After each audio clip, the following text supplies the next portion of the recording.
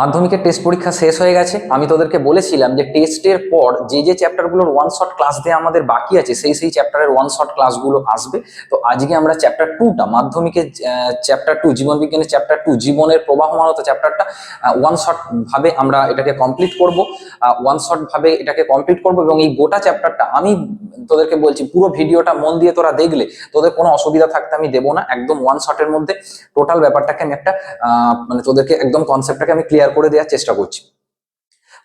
কনসেপ্টে ঢোকার আগে তার আগে আমাকে কয়েকটা কথা বলতে হবে যে এই যে জীবনের প্রবাহমানতা যেটা তোদের চ্যাপ্টার 2, ঠিক আছে, এই চ্যাপ্টারটা থেকে এটাই মোটামুটি তো 4টি ইউনিট আছে। একটা হচ্ছে যে কোষ বিভাজন দেখবি এই চ্যাপ্টারে আছে। কি কি আছে এই চ্যাপ্টারে?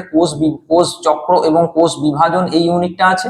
তার সাথে আছে হচ্ছে জনন আছে, তার সাথে আছে উদ্ভিদের যৌন জনন, যেটা সপুষ্পক উদ্ভিদের যৌন জনন, যেটা এই পোর্শনটা কিছুটা আছে। এবং তার সাথে আছে হচ্ছে তোর বৃদ্ধি ও বিকাশ, এই চারটে পোর্শনের মধ্যে আমাদেরকে একটা জিনিস বুঝতে হবে যে কোনটা আমরা বেশি জোর দেবো। অ্যাকচুয়ালি তো সবকটাই আমাদেরকে পড়তে হবে, আমি এই ক্লাসেও সবকটাই পড়বো, কিন্তু বিগত 5 বছরের মাধ্যমিকের প্রশ্ন তুই দেখবি সব থেকে এই চ্যাপ্টারের বেশি প্রশ্ন এসছে কোষ বিভাজন এই পোর্শনটা থেকে। নেক্সট সব থেকে বেশি প্রশ্ন এসছে জনন থেকে, আর এই দুটো থেকে অল্প প্রশ্ন আসে।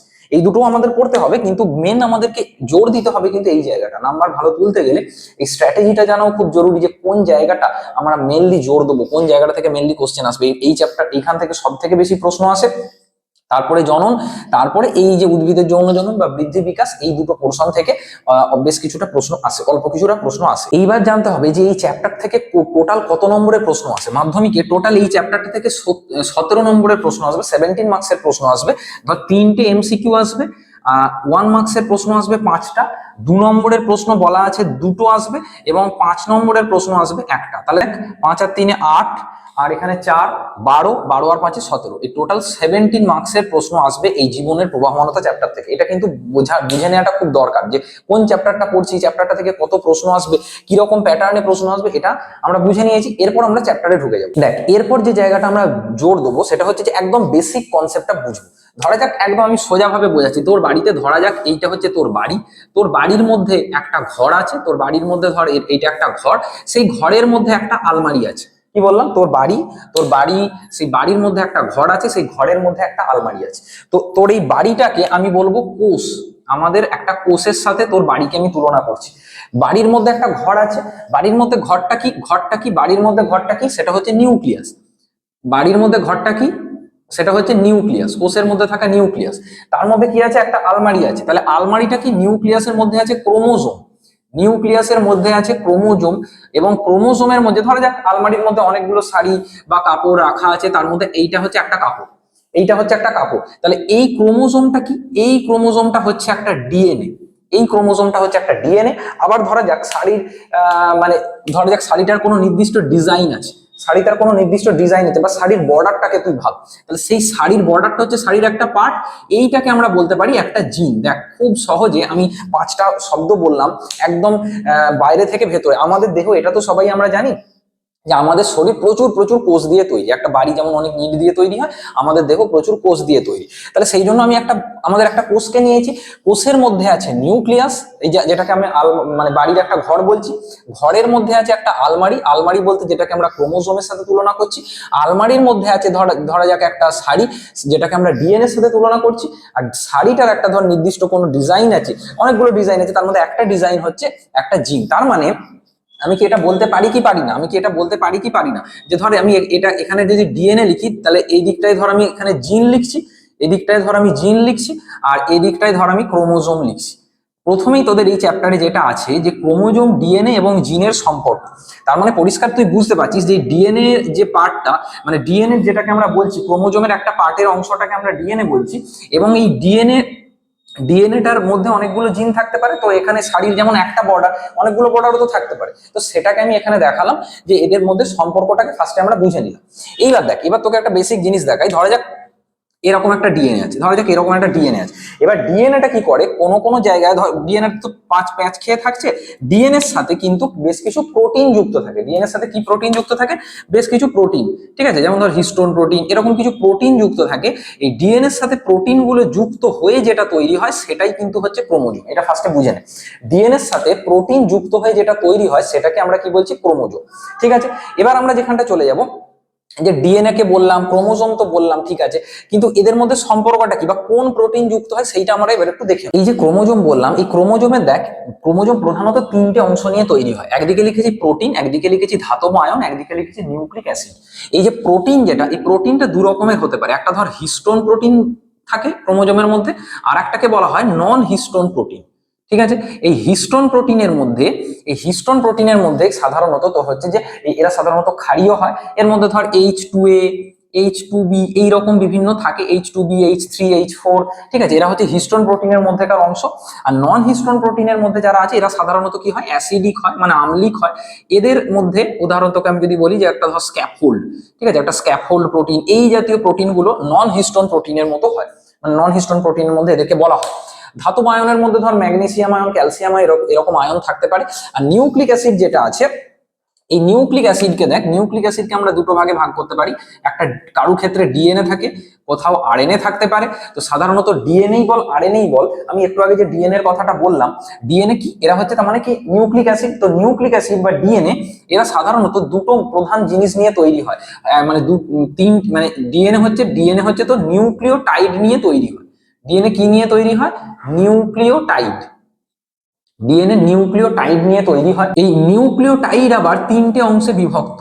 একটা হচ্ছে পেন্টোজ শর্করা, একটা হচ্ছে পেন্টোজ শর্করা, একটা হচ্ছে নাইট্রোজেন ঘটিত ক্ষার N2 বেস যেটাকে বলা হয়, আর একটা হচ্ছে ফসফেট গ্রুপ, আর একটা হচ্ছে ফসফেট গ্রুপ। তোদের অতটা হয়তো লাগবে না, আমি জাস্ট একটা তোকে বেসিক স্ট্রাকচার দেখাচ্ছি। ধর এইটা আমি যদি সব গ্রুপগুলোকে আঁকছি না, আমি জাস্ট বেসিক বোঝানোর জন্য বলছি। ধর এইটা হচ্ছে পেন্টোজ শর্করাটা, তার সাথে এরকম একটা বন্ড দিয়ে এইদিকে ধর কোনো নাইট্রোজেন ক্ষার যুক্ত থাকে। নাইট্রোজেন ক্ষারের মধ্যে ধর অ্যাডেনিন, গুয়ানিন, এগুলো তোরা নাম শুনেছিস নিশ্চয়ই, ঠিক আছে।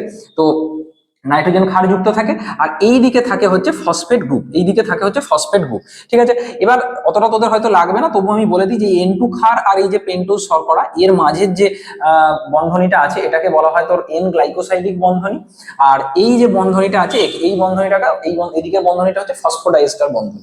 তো এইটা নিয়ে তৈরি হয়। এবার আরেকটা জিনিস আমাদেরকে জানতে হবে যে ডিএনএ তে সাধারণত যে নাইট্রোজেন ক্ষারগুলো থাকে সেগুলো হচ্ছে এটিজিসি, মানে অ্যাডেনিন, থাইমিন, গুয়ানিন, সাইটোসিন। আর যদি তোর আরএনএ হয়, আরএনএ তে কিন্তু একটু পার্থক্য তোরা জানিস নিশ্চয়ই, সেটা হচ্ছে ইউরাসিল। এই প্রসঙ্গেই তাহলে বলতে হয় যে ডিএনএ আর আরএনএ এর যে গঠন, সেখানে দেখবি অনেক সময় টেস্ট পেপারে কোনো কোনো প্রশ্ন থাকতে পারে যে চারগাপের সূত্র। তো চারগাপ বলেছিলেন ডিএনএ এর ক্ষেত্রে, ধর ডিএনএ এর গঠনটা কি রকম, ডিএনএ এর গঠনটা ধর এরকম। তা ডিএনএ যদি এই দিকে ধর যদি এ থাকে, উল্টো দিকে টি থাকবে, এদিকে জি থাকলে উল্টো দিকে সি থাকবে। চারগাপ বলেছিলেন যতগুলো মানে অ্যাডেনিন যতটা থাকবে, থাইমিন ততটা থাকবে, এবং তাদের মাঝে থাকবে ডাবল বন্ড। বলেছিলেন গুয়ানিন যতটা থাকবে, সাইটোসিন ততটা থাকবে, কিন্তু তাদের মাঝে থাকবে ট্রিপল বন্ড। ঠিক আছে, এখানে দুটো হাইড্রোজেন বন্ড থাকে, এখানে 3টে হাইড্রোজেন বন্ড থাকে। এটা হচ্ছে চারগাফের সূত্র, ঠিক আছে। তাহলে এটা হচ্ছে নিউক্লিওটাইডের যে প্রধান গঠন, সেটা আমি বললাম। এবার ধরা যাক ফসফেট গ্রুপটাকে আমি বাদ দিয়ে দিলাম, বা ফসফেট গ্রুপটার কথা আমি বলছি না, তাহলে তো নাইট্রোজেন ক্ষার আর পেন্টোজ শর্করা এই দুটোকে একসাথে তখন আমরা বলবো নিউক্লিওসাইড। এক্ষেত্রে কি বলছি, টাইড, টিআইডি, ও ক্ষেত্রে আমরা বলবো সাইড, এসআইডি, ঠিক আছে। একটা কথা বলবো, ডিএনএ এর পুরো নাম কি, ডিএনএ এর পুরো নাম হচ্ছে ডিঅক্সিরাইবো নিউক্লিক অ্যাসিড, আরএনএ এর নাম হচ্ছে রাইবো নিউক্লিক অ্যাসিড। তার মানে পরিষ্কার তুই বুঝতে পারছিস যে ডিএনএ এর নামের মধ্যে কি আছে, ডিঅক্সি, মানে কোথাও একটা ওদের 2 নম্বর পজিশনে অক্সিজেনটা থাকে না, ঠিক আছে। এইটুকু শুধু মনে রাখ যে ডিএনএ এর এই যে গঠন, ডিএনএ এর যে গঠন, ধরা যাক এখানে OH আর H এরকম গঠন থাকে। তো ডিএনএ এর ক্ষেত্রে এখানটা OH থাকে, আরএনএ এর ক্ষেত্রে দুটোতেই OH থাকে। তো এই হলো ডিএনএ আর আরএনএ এর পার্থক্য। তাহলে আমাদের বেসিক ব্যাপারটা বোঝা গেছে। ক্রোমোজোমটা কি, যে তার মানে কি বললাম, যে আমি যদি এতক্ষণ যা বললাম সেটাকে সামারি করি, যে ডিএনএ আছে, ডিএনএ এর সাথে মনে কর কোনো প্রোটিন মানে প্রোটিন গুলো একসাথে থাকছে, প্যাঁচ খাচ্ছে, দিয়ে যে স্ট্রাকচারটা, যে গঠনটা তৈরি হয়, তাকে আমরা ক্রোমোজোম বলছি। আমি যে ওই আলমারির বা বাড়ির যে উদাহরণটা দিলাম সেটা তুই নিশ্চয়ই বুঝতে পেরেছিস। এরপর চলে যাব এর পরের অংশটা, যে আমাদের দেহে কিছু, এই যে বলছি যে ক্রোমোজোমের কথা বললাম, ক্রোমোজোমের সম্পর্কে তো বললাম, ঠিক আছে। এবার ক্রোমোজোমকে কেমন দেখতে সেটা আমরা এবার একটু দেখি। দেখ, এখানে আমি একটা ক্রোমোজোমের গঠন এঁকেছি। তো এই গঠনটার কোন ক্রোমোজোমের কোন অংশটার নাম কি আমরা আগে একটু চিনে নিই। দেখ, এই যে ক্রোমোজোমের মধ্যে, এটা হচ্ছে ক্রোমোজোমের ডিএনএ। ক্রোমোজোমের ডিএনএ। তো এই ক্রোমোজোমের ডিএনএটাকে আমি পয়েন্ট করছি, এই অংশটার নাম হচ্ছে ক্রোমোনিমাটা, এই অংশটার নাম হচ্ছে ক্রোমোনিমাটা। এই যে ক্রোমোজোমের শেষের দিকের অঞ্চলটা, এটার নাম হচ্ছে টেলোমিয়ার। টেলোমিয়ার, এই টেলোমিয়ারের বেশ কিছু কাজ ইম্পর্টেন্ট, এটা প্রশ্ন আসতে পারে যে ক্রোমোজোমের শেষ প্রান্তের সাথে অন্য কোনো প্রান্তে যুক্ত হতে বাধা দেয়, তো এটা হচ্ছে টেলোমিয়ারের প্রধান কাজ। এইটা হচ্ছে ক্রোমোজোমের মুখ্য খাঁজ, এই জায়গাটায় মুখ্য খাঁজ বা এর নাম হচ্ছে সেন্ট্রোমিয়ার বলা হয়, তোরা জানিস কি বলা হয়, সেন্ট্রোমিয়ার। সেন্ট্রোমিয়ার অংশে একটা অংশ থাকে যেটার নাম হচ্ছে কাইনেটোকোর। সেন্ট্রোমিয়ার অংশে একটা অংশ থাকে যার নাম হচ্ছে কাইনেটোকোর। এই কাইনেটোকোর কি করে, যখন ধরো মাইটোসিসের সময়, কোষ বিভাজনের সময় এই বেমতন্তু যুক্ত হতে সাহায্য করে, তাই এইখানেই থাকে কাইনেটোকোর, কাইনেটোকোর। আচ্ছা, তার পাশের অংশগুলোর নাম দেখ, এই যে অংশটা এখানে মানে ক্রোমোজোমের যে মুখ্য খাঁজ, এটা তো মুখ্য খাঁজ, সেন্ট্রোমিয়ার অংশেরই থাকে মুখ্য খাঁজ। এবার এই মুখ্য খাঁজ বাদ দিয়েও ক্রোমোজোমে অন্য দু একটা খাঁজ থাকতে পারে যাদেরকে আমরা বলি গৌণ খাঁজ, যাদেরকে কি বলি, গৌণ খাঁজ, সেকেন্ডারি কনস্ট্রিকশন। এবার এই গৌণ খাঁজটা সাধারণত নিউক্লিওলাস গঠনে সহায়তা করে, এই জন্য এই অংশটার নাম বলা হয় এনওআরও বলা হয়, নিউক্লিওলার অর্গানাইজিং রিজিয়ন। এবার কোনো কোনো ক্রোমোজোমের শেষ অংশে, মানে কোনো কোনো ক্রোমোজোমের শেষ অংশে তোর যে ফোলা মতো একটা অংশ থাকে, সেই অংশটাকে আমরা বলি স্যাটেলাইট। সেই অংশটাকে আমরা কি বলি, স্যাটেলাইট। এবং স্যাটেলাইট যুক্ত ক্রোমোজোমকে, স্যাটেলাইট যুক্ত ক্রোমোজোমকে আমরা বলি স্যাট ক্রোমোজোম। স্যাটেলাইট যুক্ত ক্রোমোজোমকে আমরা বলি স্যাট ক্রোমোজোম।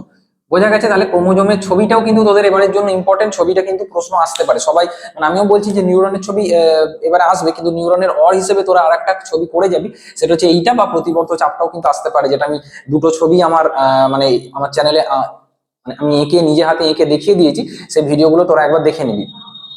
তো তাহলে এটা বোঝা গেছে, তাহলে এইটা হচ্ছে ক্রোমোজোমের প্রধান অংশ। এরপর এই যে ক্রোমোজোমের যে প্রধান অংশগুলো আমি বললাম, তাহলে কি কি দেখলাম আমরা এখানে, ক্রোমোনিমাটা পেলাম, গৌণ খাঁজ পেলাম, সেন্ট্রোমিয়ার পেলাম, কাইনেটোকোর পেলাম, বা সেন্ট্রোমিয়ারের এখানে মুখ্য খাঁজ পেলাম, তো হচ্ছে স্যাটেলাইট পেলাম, এদিকে টেলোমিয়ার পেলাম। এই অংশের যে কোনো অংশের আলাদা করে কাজও তোকে প্রশ্নে কিন্তু চলে আসতে পারে। এবার এই যে ক্রোমোজোম সম্পর্কে এত কথা বলছি, তার মানে সোজা কথা হচ্ছে যে এই যে হচ্ছে দেখ ডিএনএ, তার মধ্যে আছে ক্রোমোজোমের ডিএনএ, তার মধ্যে এই যে একটা জ্যাকেট বা আবরণী টাইপের তুই পরিয়ে দিলি, কিসের আবরণী পরিয়ে দিলি, আবরণী পরিয়ে দিলি, প্রোটিনের আবরণী পরিয়ে দিলি, যেখানে সেই হিস্টোন প্রোটিনের যে কথাটা বললাম, তো সেইগুলোকে আবরণী পরিয়ে দিলে, বা নন হিস্টোন প্রোটিন, হিস্টোন আর নন হিস্টোন প্রোটিনের আবরণী পরিয়ে দিলি, যে গঠনটা চলে আসছে সেটাকে আমরা কি বলছি, ক্রোমোজোম। সেটাকে আমরা কি বলছি, ক্রোমোজোম। ঠিক আছে? ধরা যাক মানে গঠনটা এরকম, ধরা যাক একটা তুই বড় দড়ি নিয়েছিস, দিয়ে দড়ির এক জায়গাটা একটু বেশ কিছুটা আর তুই পেঁচিয়ে দিয়েছিস, তো এই রকম অংশটা, এই অংশটাকে তাহলে আমি ডিএনএ বললে, তাহলে এই অংশটা ক্রোমোজোম যখন থাকে, সেটা হচ্ছে ডিএনএটা, ডিএনএর সাথে প্রোটিন যুক্ত হয়ে আরো সেটা পেঁচালো কন্ডিশনে, একটু ডিএনএ থেকে অপেক্ষাকৃত জটিল ফর্মে সেটা থাকে। বোঝা গেছে নিশ্চয়ই? এরপর আমরা চলে আসবো এই যে ক্রোমোজোমের বারবার কথা বলছি, আমাদের দেহে সাধারণত দু রকমের ক্রোমোজোম আছে। এক ধরনের ক্রোমোজোমকে আমরা কি বলি, এক ধরনের ক্রোমোজোমকে আমরা বলি অটোজোম, আর এক ধরনের ক্রোমোজোমকে, আর এক দিকের যে ক্রোমোজোম তাকে আমরা বলি সেক্স ক্রোমোজোম। এবার অটোজোমটা হচ্ছে আমাদের দেহকোষের ক্রোমোজোম। ঠিক আছে? এই যে সেক্স ক্রোমোজোম, শুধুমাত্র ছেলে হবে না মেয়ে হবে, মানে একজন ব্যক্তি তার পরিচয়টা কি, ছেলে না মেয়ে, তো সেইটা প্রধানত সেক্স ক্রোমোজোম বা অ্যালোজোম দিয়ে নির্ধারিত হয়। বাকি আমাদের যা যা বৈশিষ্ট্য আছে, ধর আমাদের গায়ের রং কেমন, বা ধর আমাদের আমরা কিরম দৌড়তে পারবো না, বেশি দৌড়তে পারবো না, আমরা কিসে ভালো, আমরা অঙ্কে ভালো, আমরা কি সাহিত্যে ভালো, আমরা গান করতে ভালোবাসি, ইত্যাদি বিভিন্ন যে আমাদের দেহের অন্যান্য যে বৈশিষ্ট্যগুলো সমস্ত কিছু আছে, তার ম্যাক্সিমামটাই কন্ট্রোল হয় অটোজোম দিয়ে, তো তোরা জানিস যে আমাদের দেহে, মানুষের দেহে টোটাল 46টা ক্রোমোজোম থাকে। এই 46টা ক্রোমোজোমকে আমরা পুরুষদের ক্ষেত্রে, ছেলেদের ক্ষেত্রে কি দিয়ে প্রকাশ করি, 44টা অটোজোম, 44A প্লাস XY, এটা আমরা ছেলেদের ক্ষেত্রে প্রকাশ করি। মেয়েদের ক্ষেত্রে কি প্রকাশ করি, 44A, তার সাথে দুটো এক্স ক্রোমোজোম থাকে, XX দিয়ে প্রকাশ করি। ঠিক আছে? XX দিয়ে প্রকাশ করি, এটা হচ্ছে সেক্স ক্রোমোজোমের ব্যাপার। আর বাকি যে কাজগুলো করে সেটা হচ্ছে অটোজোমের ব্যাপার। এটা এই পর্যন্ত আশা করি প্রত্যেকের ক্লিয়ার হয়। এই যে ক্রোমোজোমের ছবিটা, এখানে আমি সেন্ট্রোমিয়ারটা এই জায়গায় আছে, এবার সব ক্রোমোজোমই সেন্ট্রোমিয়ার যে এই জায়গায় থাকবে তার কোনো মানে নেই। তো ধরা যাক একটা ক্রোমোজোম, আচ্ছা ক্রোমোজোমটা ধর আমি এরকম ভাবে এবার আঁকছি। ঠিক আছে? এই অংশটা তাহলে কি, সেন্ট্রোজোম বা সেন্ট্রোমিয়ারের অংশটা, এই অংশটা হচ্ছে সেন্ট্রোমিয়ারের অংশটা। তো যদি এই যে সেন্ট্রোমিয়ারটা মাঝামাঝি অবস্থায় থাকে, মাঝামাঝি জায়গায় থাকে, তাহলে একে আমরা বলবো মেটাসেন্ট্রিক ক্রোমোজোম। কি বলবো, মেটাসেন্ট্রিক ক্রোমোজোম। ধর এর থেকে একটু সাইডে সরে এলো, মানে ধর এরকম টাইপের ছবিটা হয়ে গেল, এদিকটা একটু বেশি, তাহলে এটাকে বলবো সাব মেটাসেন্ট্রিক ক্রোমোজোম। ধর একদিকটা পুরোটা অনেকটা সরে এসেছে আর একদিকটা এতটা বড়, একে আমরা বলবো অ্যাক্রোসেন্ট্রিক ক্রোমোজোম। আর যদি একই দিকে চলে আসে, মানে দুটো প্রান্তই একই দিকে চলে আসে, তাকে আমরা বলবো টেলোসেন্ট্রিক ক্রোমোজোম। এবার প্রশ্ন অনেক সময় ম্যাচিং এ তোদেরকে প্রশ্ন দিতে পারে যে কোন ক্রোমোজোমের সাইজটা বা কোন ক্রোমোজোমের দেখতে কি রকম। যেটা মেটাসেন্ট্রিক ক্রোমোজোম সেটা কি ভি আকৃতির মতো দেখতে, কারণ দুটো থেকে এই পয়েন্ট থেকে এই দুটোকে তুই যদি এদিকে চলে আসে তো ভি এর মতোই দেখতে হবে, এটা অনুমান করে নিতে পারছিস তুই। যেটা সাবমেটাসেন্ট্রিক ক্রোমোজোম সেটা এল এর মতো দেখতে, যেটা অ্যাক্রোসেন্ট্রিক ক্রোমোজোম সেটা জে এর মতো দেখতে, আর যেটা টেলোসেন্ট্রিক ক্রোমোজোম সেটা আই এর মতো দেখতে। এটা একটু মনে রাখতে হবে যে কোন ক্রোমোজোমকে কি রকম দেখতে, বা মেটাসেন্ট্রিক ক্রোমোজোম সাবমেটাসেন্ট্রিক ক্রোমোজোম এগুলো অনেক সময় ম্যাচিং এ দিয়ে দিতে পারে, তো সেটা একটু খেয়াল রাখতে হবে। ঠিক আছে, এরপর আমরা যেখানটা চলে আসবো যে এইটা হয়ে যাওয়ার পরই ক্রোমোজোমের মধ্যে আমি কি আছে বললাম, ডিএনএ আছে। তো এই ডিএনএটা সব জায়গায় সমানভাবে থাকে না, এটা ধর কোনো জায়গায় একদম মানে কি বলবো, কোনো জায়গায় একদম সিম্পল ভাবে থাকে, কোনো জায়গায় বেশি পেঁচিয়ে থাকে। তো সেই রকম ভাবে আমরা ধর এরকম ভাবে আঁকছি, এটা কোনো জায়গায় এরকম পেঁচিয়ে আছে, আবার কোনো জায়গায় সরল, আবার কোনো জায়গায় পেঁচিয়ে আছে। তো ধরা যাক আমরা একটু পরে কোষচক্র পড়বো, তো কোষচক্রে তোরা জানিস যে ইন্টারফেজ দশা থাকে, আমি একটু পরে বলছি আবার। তো সেই ইন্টারফেজ দশার মধ্যে, কোষচক্রের ইন্টারফেজ দশার মধ্যে তুই বুঝতেই পারছিস যে এই অংশটা, এই যে এরকম মানে একটা দড়ি টাইপের যে অংশটা তুই দেখতে পাচ্ছিস, এটা বেশি পেঁচালো আর এইটা তুলনামূলক মানে হালকা। তো এই অংশটাকে আমরা বলবো, এই অংশটাকে আমরা কি বলবো, এটা ইউক্রোমাটিন বলবো। এটাকে আমরা বলবো ইউক্রোমাটিন। ডিএনএর এই অংশটাকে আমরা বলবো ইউক্রোমাটিন, এই অংশটাকে বলবো হেটেরোক্রোমাটিন। ইউক্রোমাটিন আর হেটেরোক্রোমাটিন। ঠিক আছে, বুঝতেই পারছিস যে তুই মনে কর একটা মিউজিক সিস্টেমে গান শুনবি, এখন তো না হয় তোর ব্লুটুথ ইয়ারফোন হয়ে গেছে, তো এখনো দেখবি অনেকে ওই আগেকার দিনের যে 3.5 mm এর যেগুলো কানে দিয়ে যেগুলো ইউজ করতে হয়, যে পুরোনো মডেলের যে ফোনগুলো, সেভাবেও আমরা অনেকে গান শুনি। তো সেই মডেলের যে ওই যে তোর ইয়ারফোনটা, সেটা তোর পকেটে আছে একদম জলালো পেঁচালো অবস্থায়, তো সেই অবস্থায় তুই নিশ্চয়ই কাজ করতে পারবি না, সেই অবস্থায় তুই নিশ্চয়ই গান শুনতে পারবি না, তাহলে আগে তাকে খুলতে হবে। তেমনি এখানেও ইউক্রোমাটিন আর হেটেরোক্রোমাটিনের কিছু পার্থক্য আছে। কি পার্থক্য আমরা একটু দেখে নিই। প্রথম কথা হচ্ছে, এটা যদি মানে ইন্টারফেজ দশার ক্ষেত্রে একে যদি তুই রং দিস, তুই ওই দড়িটাকেই কল্পনা কর না, আমাদের যে ইয়ারফোনের দড়িটাকে, তুই ওকে যদি মানে একদম পেঁচানো অবস্থায় ওকে তুই রঙে ডুবিয়েছিস, আর একদম লম্বা অবস্থায় একটু জায়গায় রঙে ডুবিয়েছিস, অবশ্যই পেঁচানো অবস্থায় তার মধ্যে বেশি রং থাকবে, সব জায়গাটা বেশি রং লেগে যাবে। তেমনি এখানেও এটা ইন্টারফেজ দশায় ওই জন্য হালকা ভাবে তোর হচ্ছে যে রঞ্জিত হয়, এটা ইন্টারফেজ দশায় গাঢ় ভাবে রঞ্জিত হয়। এটাই তোর বুঝতেই পারছিস যে এইটায় সক্রিয়তা, যেহেতু জিনটা আছে, এর সক্রিয়তাটা তুলনামূলকভাবে অনেক বেশি, কারণ তুই ওটাকে খুললে তবে গান শুনতে পারবি। এর সক্রিয়তা তুলনামূলকভাবে মানে খুবই কম। এর ক্ষেত্রে এই যে ইউক্রোমাটিন, এর ক্ষেত্রে ডিএনএ এর যে কাজের পরিমাণ বা ডিএনএ এর যে পরিমাণ, সেটা তুলনামূলকভাবে বেশি হবে, এটা তুলনামূলকভাবে কম হবে। এটা হচ্ছে ইউক্রোমাটিন আর হেটেরোক্রোমাটিনের পার্থক্য। তাহলে কি বললাম, ইন্টারফেজ দশা এটা হালকা ভাবে রঞ্জিত হবে, ইন্টারফেজ দশা এটা গাঢ় ভাবে রঞ্জিত হবে। আর এই অংশটায় ক্রসিং ওভার সাধারণত তুই দেখতে পাবি, কারণ ক্রসিং ওভার ঘটানোর মতো পরিস্থিতি আছে, কারণ এরকম এরকম খোলা সরু সুতোর মতো এই অংশটা, আর এই অংশটায় ক্রসিং ওভার তুই দেখতে পাবি না, এই অংশটায় ক্রসিং ওভার তুই দেখতে পাবি না হেটেরোক্রোমাটিনের ক্ষেত্রে। বোঝা গেছে? তাহলে এইটা গেল ইউক্রোমাটিন আর হেটেরোক্রোমাটিনের পার্থক্য। আরো একটা কথা বলবো, এই যে ইউক্রোমাটিন বা হেটেরোক্রোমাটিনের যে ব্যাপারটা বললাম, ওরকম আরো একটা জিনিস আছে। ধর ক্রোমাটিন তন্তু দুটো কখনো এরকমও থাকতে পারে, ধর পাশাপাশি এরকম আছে, মানে পাশাপাশি ধর ক্রোমাটিন তন্তু দুটো ধর পাশাপাশি এরকম আছে, একে তুলনামূলকভাবে তুই খোলাটা সোজা মানে একদম সমান্তরাল গোত্রের আছে। আবার কখনো কখনো তারা এরকম আছে ধর। এবার ধর ক্রোমাটিন তন্তুগুলো কখনো পাশাপাশি এরকম থাকতে পারে, আবার ধর এরকম ভাবে কখনো থাকতে পারে, আবার কখনো ক্রোমাটিন তন্তুগুলো এরকমও থাকতে পারে, জড়িয়ে পেঁচিয়ে এরকম ভাবে। তো কোন ক্ষেত্রে এদেরকে খোলা সুবিধা, বুঝতেই পারছিস, এরা পাশাপাশি যখন থাকে 3D ভাবে তুই একটু কল্পনা কর, এইরকম ভাবে যখন এদের তন্ত্রীগুলো বা কুণ্ডলিটা দেখা যায়, একে বলা হয় প্যারানেমিক কুণ্ডলী, প্যারানেমিক। আর একে বলা হয় প্লেকটোনেমিক, একে বলা হয় প্লেকটোনেমিক কুণ্ডলী। এটা একটু মনে রাখতে হবে, কখন দিয়ে দিতে পারে যে প্যারানেমিক কুণ্ডলী আর প্লেকটোনেমিক কুণ্ডলী কি, এই কনসেপ্টটা আমি ক্লিয়ার করলাম। এবার খুব ইম্পর্টেন্ট কনসেপ্ট, এই যে ক্রোমোজোমের সম্বন্ধে এত কিছু বললাম, এই ক্রোমোজোমগুলো আমাদের কোষে থাকে কি করে। এই ক্রোমোজোমগুলো আমাদের কোষে ধর যখন থাকে, এই ক্রোমোজোমগুলো আমাদের কোষে যখন থাকে তখন তারা এরকম ভাবে থাকে। ধর 1 নম্বর ক্রোমোজোম এরকম দুটো, 2 নম্বর ক্রোমোজোম দুটো, 3 নম্বর ক্রোমোজোম দুটো, এই ধরনের ক্রোমোজোমকে একে অপরের মানে মানে দুটো করে জোড়ায় জোড়ায় এরকম থাকে বলে এদেরকে বলা হয় সমসমস্ত ক্রোমোজোম। আর মানুষের যে ক্রোমোজোম, তার যে মানুষের ক্রোমোজোমটাকে বা কোষের যে প্লয়েডি, তাকে প্রকাশ করা হয় 2n দিয়ে, তাকে প্রকাশ করা হয় 2n দিয়ে। তার মানে এরকম আমাদের কয় জোড়া ক্রোমোজোম থাকবে? 23 জোড়া। তো এরকম ভাবে ধর 22 জোড়া থাকবে। আর লাস্ট জোড়াটা যদি মেয়ে হয় তাদের ক্ষেত্রে দুটো এক্স এরকম থাকবে, যদি ধর ছেলে হয় তাহলে একটা এরকম থাকবে, একটা এরকম থাকবে। তার মানে একটা এক্স থাকবে, একটা ওয়াই থাকবে, এইরকম ভাবে থাকবে। তার মানে কি বললাম, 1 নম্বর ক্রোমোজোম এরকম জোড়ায় জোড়ায়, 2 নম্বর ক্রোমোজোম জোড়ায় জোড়ায়, 3 নম্বর ক্রোমোজোম জোড়ায় জোড়ায়। কেন জোড়ায় জোড়ায়? কারণ একটা আমরা পাই বাবার থেকে, একটা আমরা পাই মায়ের থেকে। তো এরকম ভাবে জোড়ায় জোড়ায় করে 22তম জোড়া পর্যন্ত যাবে। আর 23তম জোড়াটা, সেটা যদি ছেলে হয় একরকম হবে, এক্স মানে এক্স ওয়াই হবে, আর যদি মেয়ে হয় তাহলে সেটা হচ্ছে এক্স এক্স হবে। বোঝা গেছে? তাহলে এবার ধর এরাও যখন পরে বাবা মা হবে, তখন ওই যে মেয়েটা হচ্ছে যে এক্স এক্স আছে, তার থেকে যখন ডিম্বাণু তৈরি হবে, তো একটা ডিম্বাণুতে একটা এক্স যাবে, অন্য ডিম্বাণুতে অন্য একটা এক্স যাবে। কারণ মেয়েদের শুধুমাত্র এই এক্সটাই যেতে পারে, যেহেতু দুটোই এক্স থাকে। ছেলেদের ক্ষেত্রে কি হবে? শুক্রাণুর ক্ষেত্রে কোনো শুক্রাণুতে এক্স ক্রোমোজোমটা যাবে, কোনো শুক্রাণুতে ওয়াই ক্রোমোজোমটা যাবে। এবার সেই অনুযায়ী ধর বাবার একটা শুক্রাণুতে এক্স আছে, আর মায়ের শুক্রাণুতে সবসময় এক্স থাকবে, তাহলে এক্স এক্স যদি মিলে যায় তাহলে মেয়ে হবে। আবার বাবার একটা শুক্রাণুতে ধর ওয়াই আছে, মানে মায়ের ডিম্বাণুতে ধর এক্স আছে, তাহলে এক্স ওয়াই যদি মিশে যায় তাহলে সেক্ষেত্রে কিন্তু ছেলে হবে। এইরকম ভাবে জেনারেলি মানুষের লিঙ্গ নির্ধারণটা হয়। এবং এখানে অনেক কিছু জিনেরও ব্যাপার আছে, সেগুলো ধরো উঁচু ক্লাসে শিখবে। পর আমরা চলে আসবো এই চ্যাপ্টারে আরো একটা খুব ইম্পর্টেন্ট জায়গা, যেটা আমরা বললাম, যেটা আমরা কোষচক্র। তো কোষচক্রটা কি জিনিস সম্পর্কে পড়েছি আমরা, ক্রোমোজোম সম্পর্কে পড়েছি।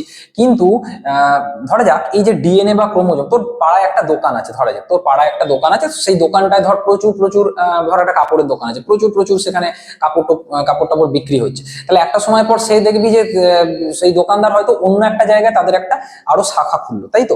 সেখান থেকে আরো বিক্রি হচ্ছে, তাহলে অন্য আর একটা জায়গায় শাখা খুলবে। ঠিক আছে?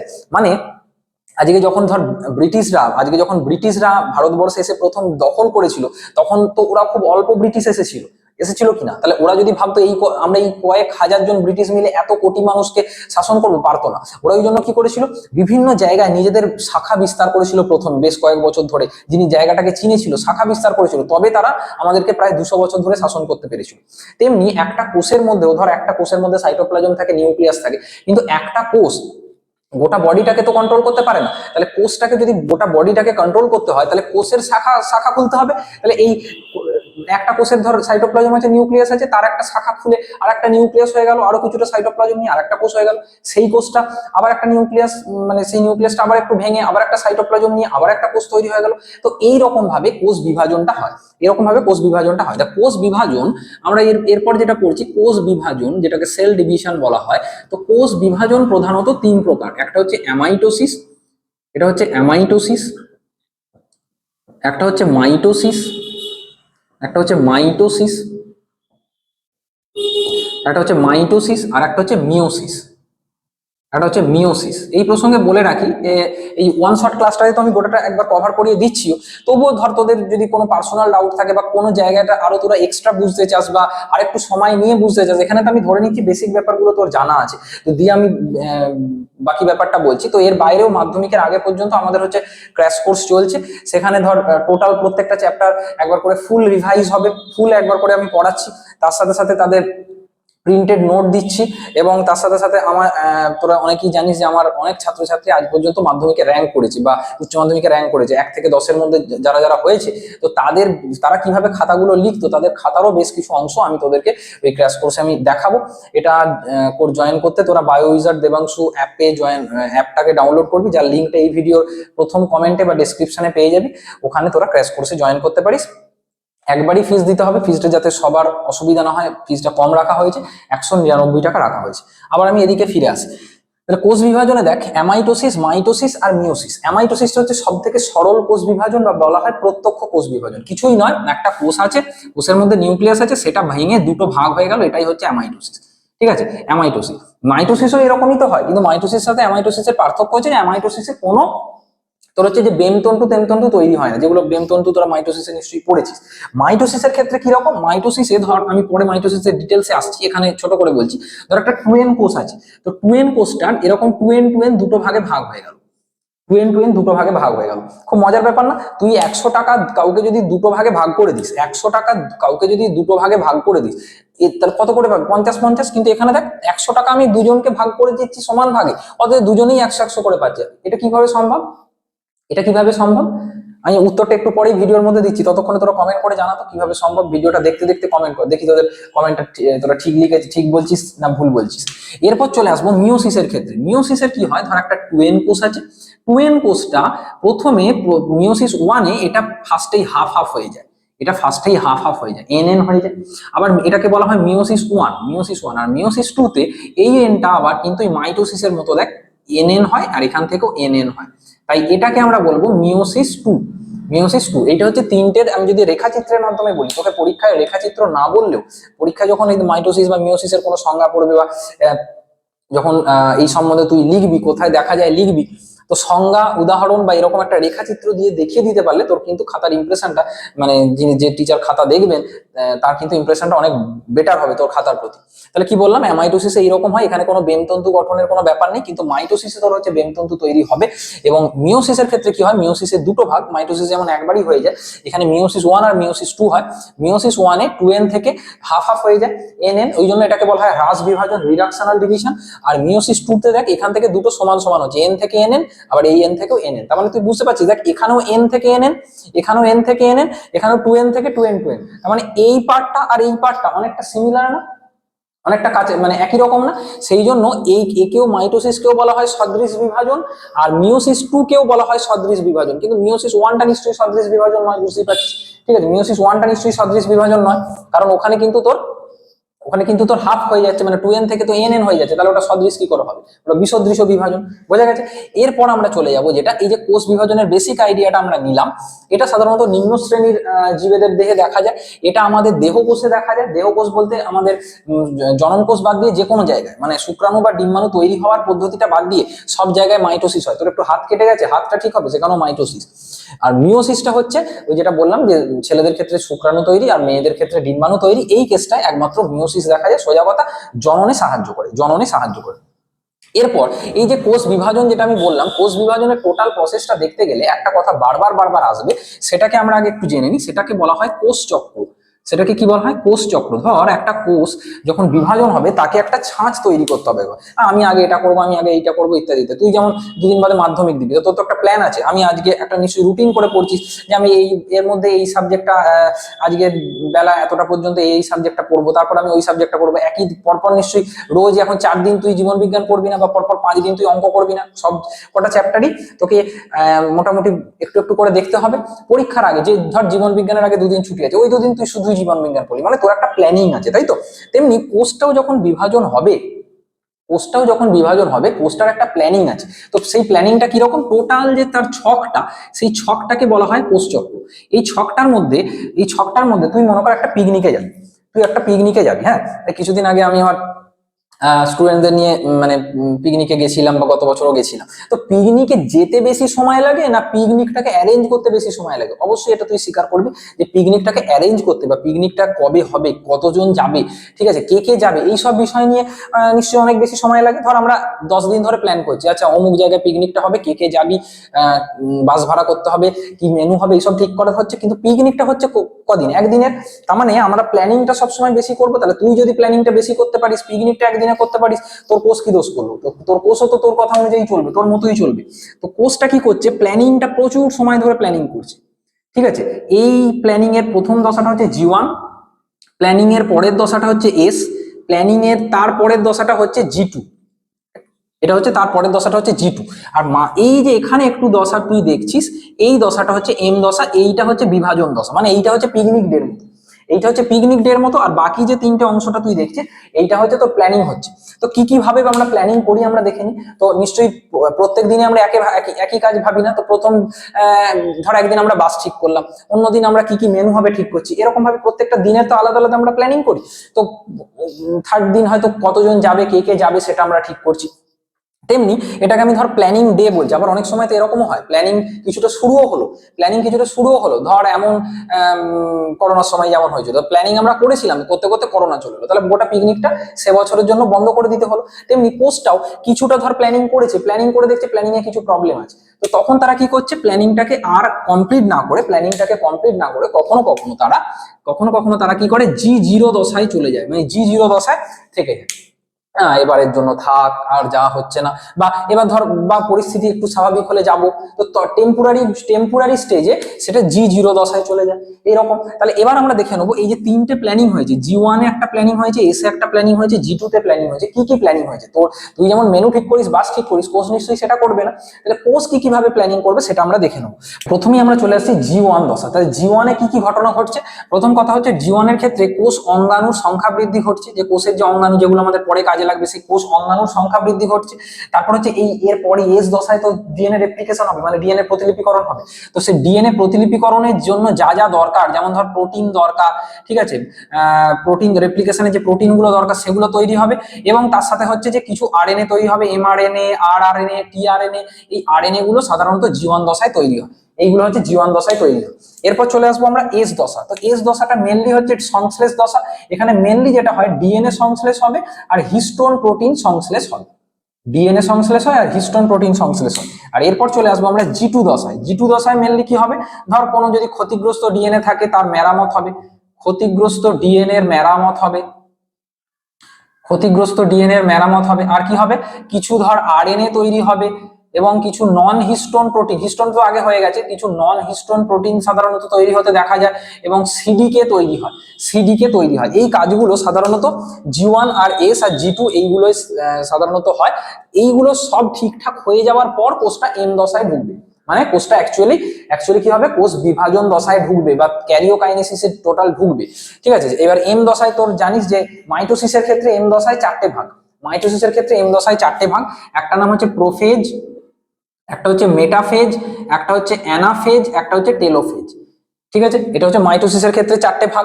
আর মিওসিসের ক্ষেত্রে দেখ মানে এখান থেকে এটা আমি তোকে বলেছি একবারই হবে, সেই জন্য মাইটোসিসের ক্ষেত্রে চারটে ভাগ, প্রোফেজ, মেটাফেজ, অ্যানাফেজ, টেলোফেজ। কিন্তু মিওসিসের ক্ষেত্রে এটাই একবার প্রোফেজ 1, মেটাফেজ 1, অ্যানাফেজ 1, টেলোফেজ 1, আবার এখানেও প্রোফেজ 2, মেটাফেজ 2, অ্যানাফেজ 2, টেলোফেজ 2। বোঝা গেছে কনসেপ্টটা। আমাদের জন্য মেনলি কোশ্চেনটা আসে মাইটোসিস থেকে, ঠিক আছে, মাইটোসিস থেকে কোশ্চেন আসে। বা এবারে ধর মানে সবাই নিউরন এক্সপেক্ট করে যাচ্ছে, তোকে ধর এইদিকে একটা ক্রোমোজোমের ছবি দিয়ে দিল, আর ওদিক থেকে ধর দিয়ে দিল যে মাইটোসিসের মেটাফেজ দশায় ছবি আঁকো বা অ্যানাফেজ দশায় ছবি আঁকো। সেই জন্য এরকম প্রশ্ন কিন্তু আসতে পারে, তবে আমার ধারণা নিউরনই আসবে, যেটা আমি বলেছি। তো এইটা গেল। এবার আমরা চলে আসবো তাহলে এই যে কোষ চক্রটা বললাম, এই যে 1, 2, 3, G1, S, G2, এটাই প্রায় সব থেকে বেশি সময় লাগে। মানে আমি যদি 24 ঘন্টা দিয়ে তোকে উদাহরণ দিই, 1, 2, 3 এইটা মিলে প্রায় 23 ঘন্টা সময় এখানেই কেটে যাবে, মাত্র 1 ঘন্টা এইটুকু হবে, প্রোফেজ, মেটাফেজ, অ্যানাফেজ, টেলোফেজ। বোঝা গেছে। তো এখন কোর্স কি করছে, সোজা কথা এখানে প্রিপারেশন নিয়ে নিল। আজ আমি 1 সপ্তাহ ধরে প্রিপারেশন নিলাম, অষ্টম দিনে আমরা পিকনিকটায় যাব। তো পিকনিকে যাব আর সকালে যাব, সন্ধ্যাবেলা ফিরে পড়বো, তাহলে ওই দিনের সময়টা তো কম লাগছে। তো কিন্তু ওটাই আসল, ওটার জন্যই তো সব প্রিপারেশনটা হয়েছিল। তো সেটা হবে এইখানটা, সেটা কোথায় হবে, সেটা এইখানটায় হবে, প্রোফেজ, মেটাফেজ, অ্যানাফেজ, টেলোফেজ। এই যে আমি মাইটোসিসটা বললাম, মাইটোসিসের দুটো প্রধানত ভাগ আছে। কি কি ভাগ, একটা হচ্ছে মাইটোসিসের দুটো ভাগ, একটা হচ্ছে তোর ক্যারিওকাইনেসিস,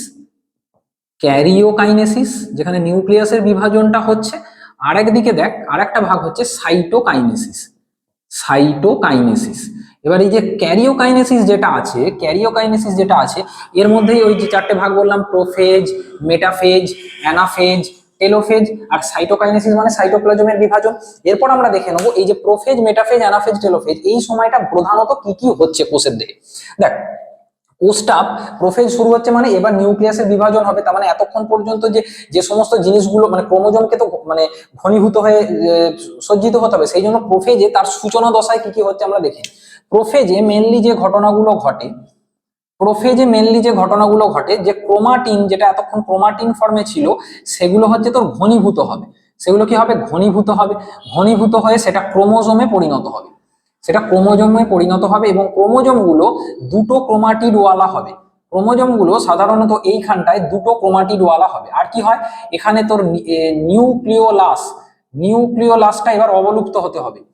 নিউক্লিওলাসটা অবলুপ্ত হবে, না হলে তো তোর বিভাজনটা ঠিকঠাক হতে পারবে না, বা এখানে অ্যানাফেজ বা মেটাফেজে প্রবলেম হবে। সেই জন্য নিউক্লিওলাসটা চলে যাবে, নিউক্লিওলাসটা অবলুপ্ত হবে।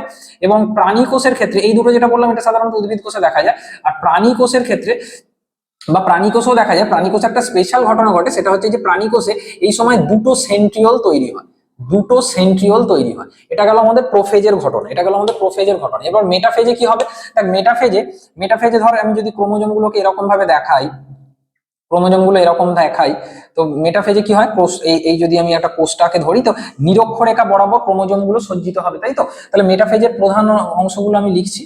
মেটাফেজে যে যে অংশগুলো এখানে দেখা যাবে, আমি যে পয়েন্টগুলো বলছি এগুলো কিন্তু মনে রাখতেই হবে। তো মেটাফেজে যে ঘটনাগুলো ঘটবে, প্রথম কথা হচ্ছে যে তুই ক্রোমোজোম গুলো মোটা হয়ে গেছে বলে ক্রোমোজোম গুলোকে গুনতে পারবি। ক্রোমোজোম গুলো খুব ইম্পর্টেন্ট, যে নিরক্ষীয় অঞ্চল বরাবর, নিরক্ষীয় অঞ্চল বরাবর সজ্জিত হয়ে যাবে, নিরক্ষীয় অঞ্চলে সজ্জিত হবে এই দশাটায়, ঠিক আছে? এবং তার সাথে সাথে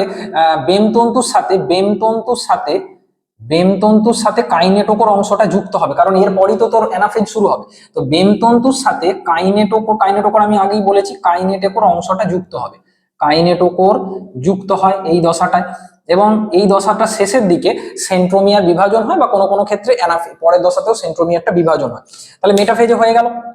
মেটাফেজের পর অ্যানাফেজ যখন শুরু হচ্ছে, তখন মনে করে এইখানে একটা সেন্ট্রিওল আছে, আমি যদি প্রাণী কোষকে বলি এখানে সেন্ট্রিওল আছে, তো এদের ছবিটা দেখতে হয়ে যায় এরকম, ধর এইরকম, এইরকম আছে, ধর এরকম আছে, মানে এইরকম ভাবে বেমতন্তুগুলো কিছু বেমতন্তু থাকে, কিছু বেমতন্তু থাকে পুরোপুরি এইখান থেকে এতটা, এরকম কিছু বেমতন্তু থাকে, আরো কিছু বেমতন্তু থাকে, আরো কিছু বেমতন্তু থাকে, যেটা হচ্ছে ধর অ্যানাফেজ দশার ক্ষেত্রে আমরা যদি বলি, অ্যানাফেজে তখন এই ছবিটা চেঞ্জ হয়ে যাবে, অ্যানাফেজে ছবিটা চেঞ্জ হয়ে গেল। অ্যানাফেজে ধর একটা ক্রোমাটিড দুটো যখন ধর আলাদা হয়ে গেল, এরকম আছে, এরকম আছে, এরকম আছে, এরকম আছে, এরকম আছে, এরকম আছে, তো এদের মাঝে যে তন্তুগুলো থাকে, এদের আর একটা তন্তু থাকে, তো কোনটার কি নাম আমরা একটু দেখে নিই। যেটা যেটা একদম এইখান থেকে শুরু হয়ে, যেটা একদম এইখান থেকে শুরু হয়ে একদম শেষ পর্যন্ত যাচ্ছে, তাহলে এইটা হচ্ছে কি নিরবিচ্ছিন্ন তন্তু, এটার নাম হচ্ছে নিরবিচ্ছিন্ন, কন্টিনিউয়াস, নিরবিচ্ছিন্ন তন্তু। আবার দেখ দুটো ক্রোমাটিড মানে তখন দুটো ক্রোমাটিড বা দুটো ক্রোমোজোমের মাঝের যে তন্তুগুলো আছে, যে ব্লু কালারের যে অংশটা, এটাকে আমরা বলবো ইন্টারজোনাল তন্তু, ইন্টারজোনাল তন্তু। আর আরেকটা অংশ দেখ, তাহলে একটা নিরবিচ্ছিন্ন তন্তু পেলাম, একটা ইন্টারজোনাল তন্তু পেলাম, আর একটা দেখ এই যে ক্রোমাটিড গুলোকে যেগুলো টানছে, ক্রোমাটিড গুলোকে টানছে, মানে অ্যানাফেজ দশায় তো এদেরকে টানবে, তো এই যে তন্তুগুলো আছে, এই তন্তুগুলোর নাম হচ্ছে ক্রোমোজোমাল তন্তু, এই তন্তুগুলোর নাম হচ্ছে ক্রোমোজোমাল তন্তু। এই ধরনের তিনটে দেখা যায়। তাহলে মেটাফেজে কি বললাম, মেটাফেজে তারা নিরক্ষরেখা বরাবর ছিল। যেই অ্যানাফেজটা হলো, এই কিছু ক্রোমাটিড, তখন তো ভাগ হয়ে গেছে, কিছু ক্রোমাটিড বলবো না, তখন কিন্তু আমরা ক্রোমোজোমই বলবো, কিছু ক্রোমাটিড বা ক্রোমোজোম এই দিকে যেতে শুরু করলো, কিছু ক্রোমাটিড বা ক্রোমোজোম এই দিকে যেতে শুরু করলো। সবসময় মনে রাখবি, ক্রোমাটিড আর ক্রোমোজোম অনেক সময় স্টুডেন্টদের গুলিয়ে যায়। সেন্ট্রোমিয়ার যদি বিভাজন হয়ে যাওয়ার পরপরই তাকে কিন্তু আর ক্রোমাটিড বলবো না, ক্রোমোজোম বলবো, ঠিক আছে? সেন্ট্রোমিয়ার, যেমন ধর এইটা এরকম একটা কনসেপ্ট আছে, তো এটাকে কি বলবি, এটাকে একটা ক্রোমোজোম দুটো ক্রোমাটিড বলবো, কারণ এখানে একটাই সেন্ট্রোমিয়ার আছে। কিন্তু ধর এই ছবিটা আমি যদি পাল্টে এরকম করে দিই, যে দুটো সেন্ট্রোমিয়ার হয়ে গেল, আর এরা দুটো আলাদা হয়ে গেল, মানে সেন্ট্রোমিয়ারের বিভাজন হয়ে গেল, তখন একে আমি একটা ক্রোমোজোম বলবো, একে আমি আর একটা ক্রোমোজোম বলবো। এই কনসেপ্টটা যেন ক্লিয়ার থাকে, ঠিক আছে? তাহলে এটা গেল অ্যানাফেজ। অ্যানাফেজে এই ঘটনাটা ঘটলো অ্যানাফেজে আমি যা যা ঘটলো বললাম। এই অ্যানাফেজে কি কি ঘটছে, প্রথম কথা হচ্ছে যে এরা মেরুবর্তী চলনটা তুই দেখতে পাচ্ছিস, মেরুবর্তী চলন, মানে দুটো প্রান্তের দিকে যাচ্ছে, দুটো প্রান্তের দিকে যাচ্ছে। আর লাস্টে কি আছে, টেলোফেজ।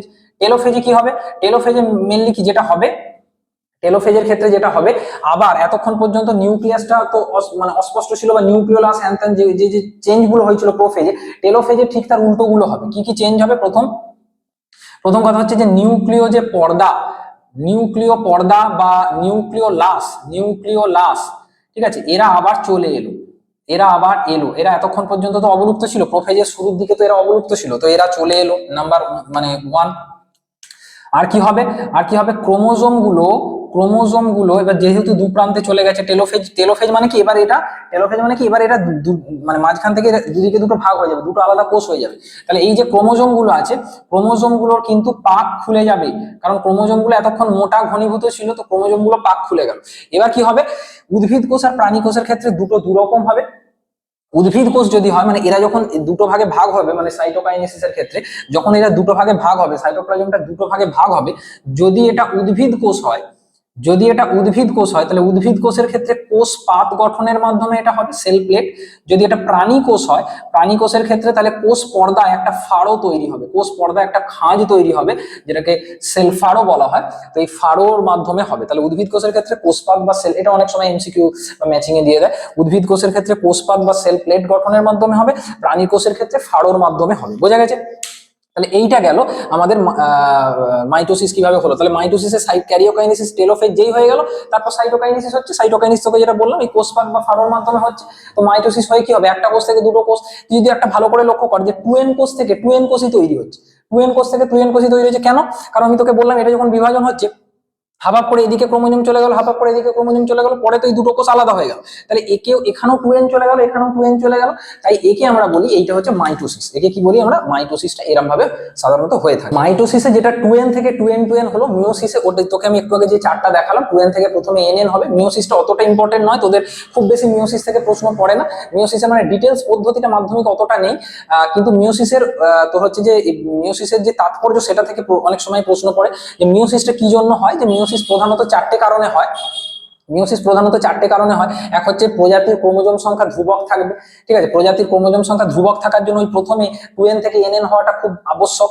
হ্যাঁ, বা ধর গ্যামেট তৈরিতে সাহায্য করে বা যৌনুক্রমে সাহায্য করে। তো এই ঘটনাটা হলো মিওসিসের ক্ষেত্রে হয়ে গেল। এরপর আমরা যেখানটা চলে আসবো সেটা হচ্ছে এই চ্যাপ্টারের পরের অংশটা, যেটাকে আমরা জনন বলছি। কি বলছি? জনন। তো জননটা আমাদের সিলেবাসে যেটা আছে একটু ভালো করে বুঝতে হবে। যে জননটা আমি তোকে চার্ট করে বুঝিয়ে দিচ্ছি যে জননের যে জায়গাটা ইম্পর্টেন্ট। এরপর চলে আসবো এই চ্যাপ্টারের নেক্সট টপিক, সেটা হচ্ছে জনন। দেখ একটা কথাই আছে, জন্মিলে মরিতে হবে অমরকে কোথা রবে। কিন্তু তা সত্ত্বেও মানে প্রাণীরা জনন করে কেন বলতে পারবি? প্রাণীরা বা উদ্ভিদরা জনন করে কেন? তার একটাই কারণ, উঁচু ক্লাসে উঠলে আমি ডিটেলসে বলবো, কিন্তু এখন তোকে শুধুমাত্র ক্লাস 10 এর জন্য শুধু ছোট্ট করে এইটুকু কথা বলতে চাই। দেখ আমাদের বাবা মা আমাদেরকে কেন ভালোবাসে, আজকে তোকে একটা ছোট্ট উদাহরণ দিচ্ছি। ধরা যাক তুই আর তোর বন্ধু, দেখবি অনেক সময় কথায় কথায় বাবা মার উদাহরণ দেবে, এই দেখ তোর বন্ধু এত ভালো পড়াশোনা করছে, তুই ফাঁকি দিচ্ছিস কেন? এরকম তো কথায় কথায় আমাদের ছোটবেলায় বাবা মা অনেক বকে, বা তোদেরকে এখনো নিশ্চয়ই বকাবকি তো নিশ্চয়ই করে। তো বকাবকি যখন করছে, কিন্তু ওই বাবা মাই, তোকে একটা সিম্পল উদাহরণ দিচ্ছি। ধরা যাক তুই আর তোর বন্ধু একটা জায়গায় কোথাও যাচ্ছিস, দুজনেই মানে জাস্ট ফর এক্সাম্পল, ঠিক আছে? দুজনেই হঠাৎ করে মানে একটা অল্প ধর একটা পুকুর আছে, সেখানে জলে পড়ে গেছিস। তাহলে তোর বাবা তো কাকে আগে বাঁচাবে? তোর বাবা কাকে আগে বাঁচাবে? যে তোর বন্ধুর এত প্রশংসা করছিল তার, নাকি তোকে আগে বাঁচাবে? অবশ্যই তোকে আগে বাঁচাবে, তাই না? তারপর তোর বন্ধুকে বাঁচাতে যাবে। তো এটা কি কারণ? কারণ হচ্ছে যে এর কারণটা হচ্ছে যে আমাদের মানে এত লাখ লাখ বছর ধরে যে মানুষের বিবর্তন, এই বিবর্তনের মাধ্যমে মানুষের মস্তিষ্কে বা এই মানে এমন একটা জিনিস আছে যেটাকে আমরা বলতে পারি যে প্রত্যেকটা জীবই চায় যে তার জেনেটিক বা তার যে অপত্য মানে তার সেখানে তার জিন আছে, তো সেই জিনটা যেন সে যখন পৃথিবীতে থাকবে না তার জিনটা যেন পৃথিবীতে থেকে যায়। এই কারণগুলো মেনলি একটা বায়োলজি বলছে, এই কারণগুলোর জন্য প্রাণীরা প্রধানত বা উদ্ভিদরা প্রধানত জনন করে, ঠিক আছে? তবেই তো প্রজাতির অস্তিত্ব বজায় থাকে। যে একটা জনু সেখান থেকে তারপরের জনু, সেখান থেকে তারপরের জনু, এরকম ভাবে জিনটা এক জনু থেকে অন্য জনুতে যাচ্ছে। এবার আমি তোকে এখন যেটা বললাম এটা শুধু মানুষের ক্ষেত্রে বললাম, শুধু তো মানুষ জনন করে না, এরকম অনেক প্রাণী আছে যারা জনন করে। তো সেরকম কি কি প্রাণী আছে বা কত ধরনের জনন হয় সেটা আগে আমরা একটু দেখে নেব। তো জনন আগে দেখে নেব। হ্যাঁ, তার আগে আরেকটা কথা বলতে আমি ভুলে গেছি, এই যে মাইটোসিস আর মিওসিসের কথাটা বললাম, এটা একটু বলে দিই। মাইটোসিসের ক্ষেত্রে মনে রাখবি বিজ্ঞানী ফ্লেমিং এর নাম মনে রাখবি, আর মিওসিসের ক্ষেত্রে মনে রাখবি ফার্মার আর মুরের নাম মনে রাখবি। এই দুজন বিজ্ঞানীর নাম মনে রাখবি। এরপর আমরা জননটার ক্ষেত্রে বলি, জনন প্রধানত ক ধরনের হয়। জনন প্রধানত একটা হচ্ছে অযৌন জনন হয়, একটা হচ্ছে যৌন জনন হয়, আর অঙ্গজ জনন হয়। তো আসছি আমরা এক এক করে। তো অযৌন যে জননটা আছে, দেখ এই অযৌন জনন অনেকগুলো ভাগে হতে পারে। যেমন আমি সবার প্রথমে যে অযৌন জননের কথা বলবো সেটা হচ্ছে বিভাজন। এই বিভাজন আবার দু রকম হয়। বিভাজন নাম শুনেই বুঝতে পারছিস, তার বডিটা দুটো ভাগে ভাগ হয়ে যাবে। এই বিভাজন আবার দু রকম হয়, কারুর ক্ষেত্রে দ্বিবিভাজন দেখা যায়, কারুর ক্ষেত্রে বহু বিভাজন দেখা যায়। যেমন তোকে আমি প্রথমে দ্বিবিভাজনের কথাটা বলছি। ধর দ্বিবিভাজন, যেমন ধর অ্যামিবার ক্ষেত্রে বডিটা কি হবে? অ্যামিবার ক্ষেত্রে ধর এরকম একটা অ্যামিবার বডি, তো বডিটার ক্ষেত্রে কি হবে? নিউক্লিয়াসটা প্রথমে ডাম্বল শেপ আকার ধারণ করবে, দিয়ে বডিটা মাঝামাঝি দুটো ভাগে ভাগ হয়ে যাবে, এটা দ্বিবিভাজন। আবার ধর তোকে প্লাজমোডিয়ামের ক্ষেত্রে সাইজন দশায় বহু বিভাজন দেখা যায়। তো সাইজন দশায় যে নিউক্লিয়াস গুলো বিভাজন হবে এবং প্রত্যেকটা নিউক্লিয়াস একটু করে একটু মানে কিছুটা সাইটোপ্লাজম নিয়ে পরে মানে চাইলে সেখান থেকে অনেকগুলো প্লাজমোডিয়াম তৈরি হতে পারে। এটা হচ্ছে বহু বিভাজন, প্লাজমোডিয়ামের ক্ষেত্রে দেখা যায়। এবার বিভাজনের পর আমি ধর তোকে বলছি, বিভাজনের পর আমরা চলে আসবো কোরক উদ্গম। কোরক উদ্গমটা কিরকম হয়?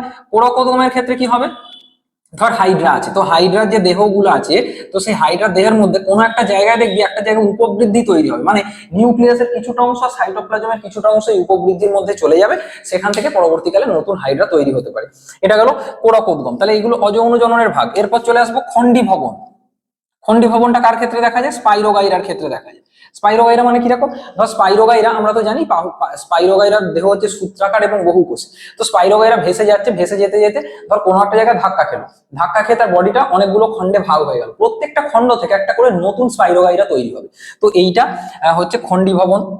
এটা হচ্ছে খন্ডি ভবন, ঠিক আছে? আশা করি এগুলো তোদের জানা আছে, যেহেতু এটা ওয়ান শট ক্লাস তাই আমি এগুলো টোটাল ব্যাপারটাকে একবার রিভাইজ টাইপের মতো করাচ্ছি। এগুলো আমি সারা বছর যে আমাদের স্টুডেন্টদেরকে মানে আরো অনেক ডিটেলসে বলেছিলাম, কিন্তু আমার ধারণা তোদের এগুলো বললেই তোদের জিনিসটা মনে পড়ে যাচ্ছে, একদম এক ঝলকে তোর গোটা জিনিসটা মনে পড়ে যাচ্ছে। তো এরপর হচ্ছে খন্ডি ভবন। খন্ডি ভবন হয়ে গেল। খন্ডি ভবনের পর খন্ডি ভবনটার মানে ইংরেজি টার্মটা হচ্ছে ফ্র্যাগমেন্টেশন। ফ্র্যাগমেন্টেশন এরপর চলে আসবো রেণু উৎপাদন। রেণু উৎপাদনটা অনেক সময় ছত্রাকের দেহে দেখা যায়। ছত্রাকরা রেণু উৎপাদনের মাধ্যমে বংশবৃদ্ধি করে, ঠিক আছে? রেণু উৎপাদন হয়ে গেল। আর একটা আছে, সেটা হচ্ছে পুনরুৎপাদন। পুনরুৎপাদন মানে এটা সাধারণত ধর প্ল্যানেরিয়াতে দেখা যায়। তো প্ল্যানেরিয়ার দেহের কোনো খণ্ডাংশ কোনো কারণে কেটে বেরিয়ে গেছে, তো সেই খণ্ডাংশটা পরে তৈরি হয়ে যেতে পারে, সেটাকে পুনরুৎপাদন বলে। এটা হচ্ছে রিজেনারেশন আর এটা হচ্ছে ফ্র্যাগমেন্টেশন। নর্মালি ফ্র্যাগমেন্টেশনে গোটা বডিটা তৈরি হয়, পুনরুৎপাদনে সাধারণত দেহের কোনো ছোট অংশ তৈরি হয়। তবে পুনরুৎপাদনকে দুটো ভাগে ভাগ করা যায়, অত না জানলেও তো চলবে, এপিমরফোসিস আর মরফাল্যাক্সিস। ঠিক আছে, মানে এক কথায় পার্থক্য হচ্ছে যে এই ধর মরফাল্যাক্সিসে কি হবে, মরফাল্যাক্সিসে আচ্ছা তোরা এই পার্থক্যটা জানিস কিনা আমাকে কমেন্ট করে জানাতো। মরফাল্যাক্সিস আর এপিমরফোসিস এই দুটোর পার্থক্য তোরা জানিস কিনা আমাকে কমেন্ট করে জানা, বা যে পারবি আমাকে একটু কমেন্ট করে জানা, না পারলে আমি কমেন্টে রিপ্লাই দিয়ে দিচ্ছি। পুনরুৎপাদন হচ্ছে মরফাল্যাক্সিস আর এপিমরফোসিস এই ভাগগুলো, তাই এইগুলো প্রধানত হচ্ছে অযৌন জননের যে ভাগ এর মধ্যে আছে। আবার আরেকটা আছে গেমিউল উৎপাদনের মাধ্যমেও কেউ কেউ জনন করে, যেটা ধর স্পঞ্জের ক্ষেত্রে দেখা যায়, ঠিক আছে? যেটা স্পঞ্জের ক্ষেত্রে, এইটা গেল অযৌন জননের ভাগ, ঠিক আছে? তার মানে এই এখান থেকে মেইনলি যেটা ছাত্রছাত্রীদের কনফিউশন হয় সেটা হচ্ছে এই খন্ডি ভবন আর পুনরুৎপাদন, এই দুটোকে অনেকে গুলিয়ে ফেলে। আবার বলি খন্ডি ভবনে সাধারণত গোটা বডিটা তৈরি হয়। পুনরুৎপাদনে সাধারণত বডির কোনো লস্ট পার্ট যেটা ইংরেজিতে বলে, বা কোনো ক্ষয়প্রাপ্ত অংশ তৈরি হয়, যেটা মনে কর ছিঁড়ে বেরিয়ে গেছে, সেইটুকু তৈরি হয়, ঠিক আছে? তো তাহলে এটা তোকে যেটা বললাম উদাহরণগুলো, যে খন্ডি ভবনটা কার ক্ষেত্রে দেখা যায়, স্পাইরোগাইরার ক্ষেত্রে দেখা যায়। রেণু উৎপাদন কার ক্ষেত্রে দেখা যায়, ছত্রাকের ক্ষেত্রে দেখা যায়। পুনরুৎপাদনটা কার ক্ষেত্রে দেখা যাচ্ছে, প্ল্যানেরিয়ার ক্ষেত্রে দেখা যাচ্ছে। আবার এটার ভাগ আছে মরফাল্যাক্সিস আর এপিমরফোসিস, এই দুটো ভাগ আছে, ঠিক আছে?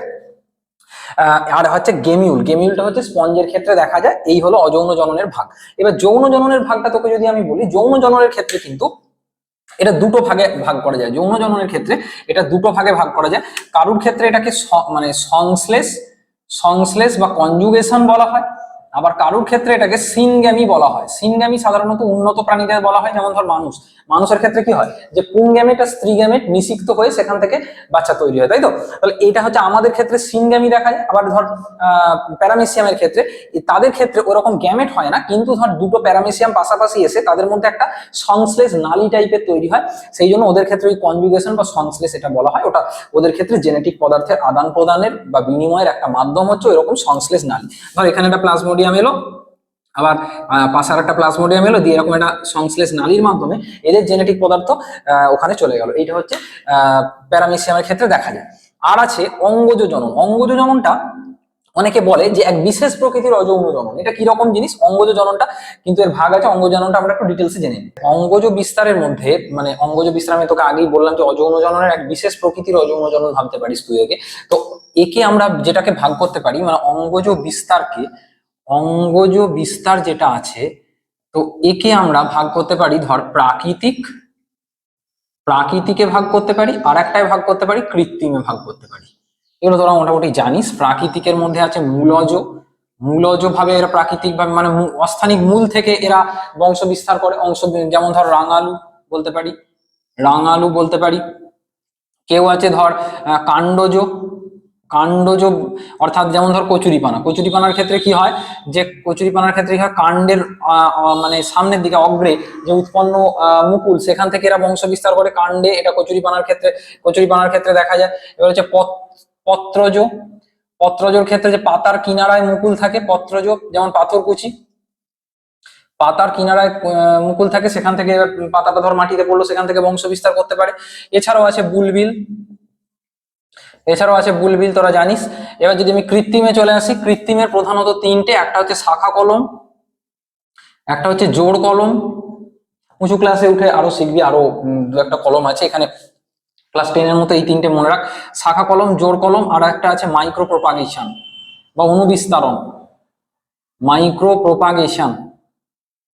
তো শাখা কলম যেটা কি, শাখা কলম মানে হচ্ছে গাছের একটা কাণ্ড বা মূলের অংশ বা কাণ্ডের শাখা, তুই সেটাকে আমরা কেটে নিলাম, কেটে নিয়ে ধর সেখানে পর্যাপ্ত পরিমাণে সার বা উদ্ভিদ হরমোন ইত্যাদি দিয়ে যদি আমরা মাটিতে বসিয়ে দিই সেখান থেকে শাখা কলমের মাধ্যমে গাছটা বংশবৃদ্ধি করবে।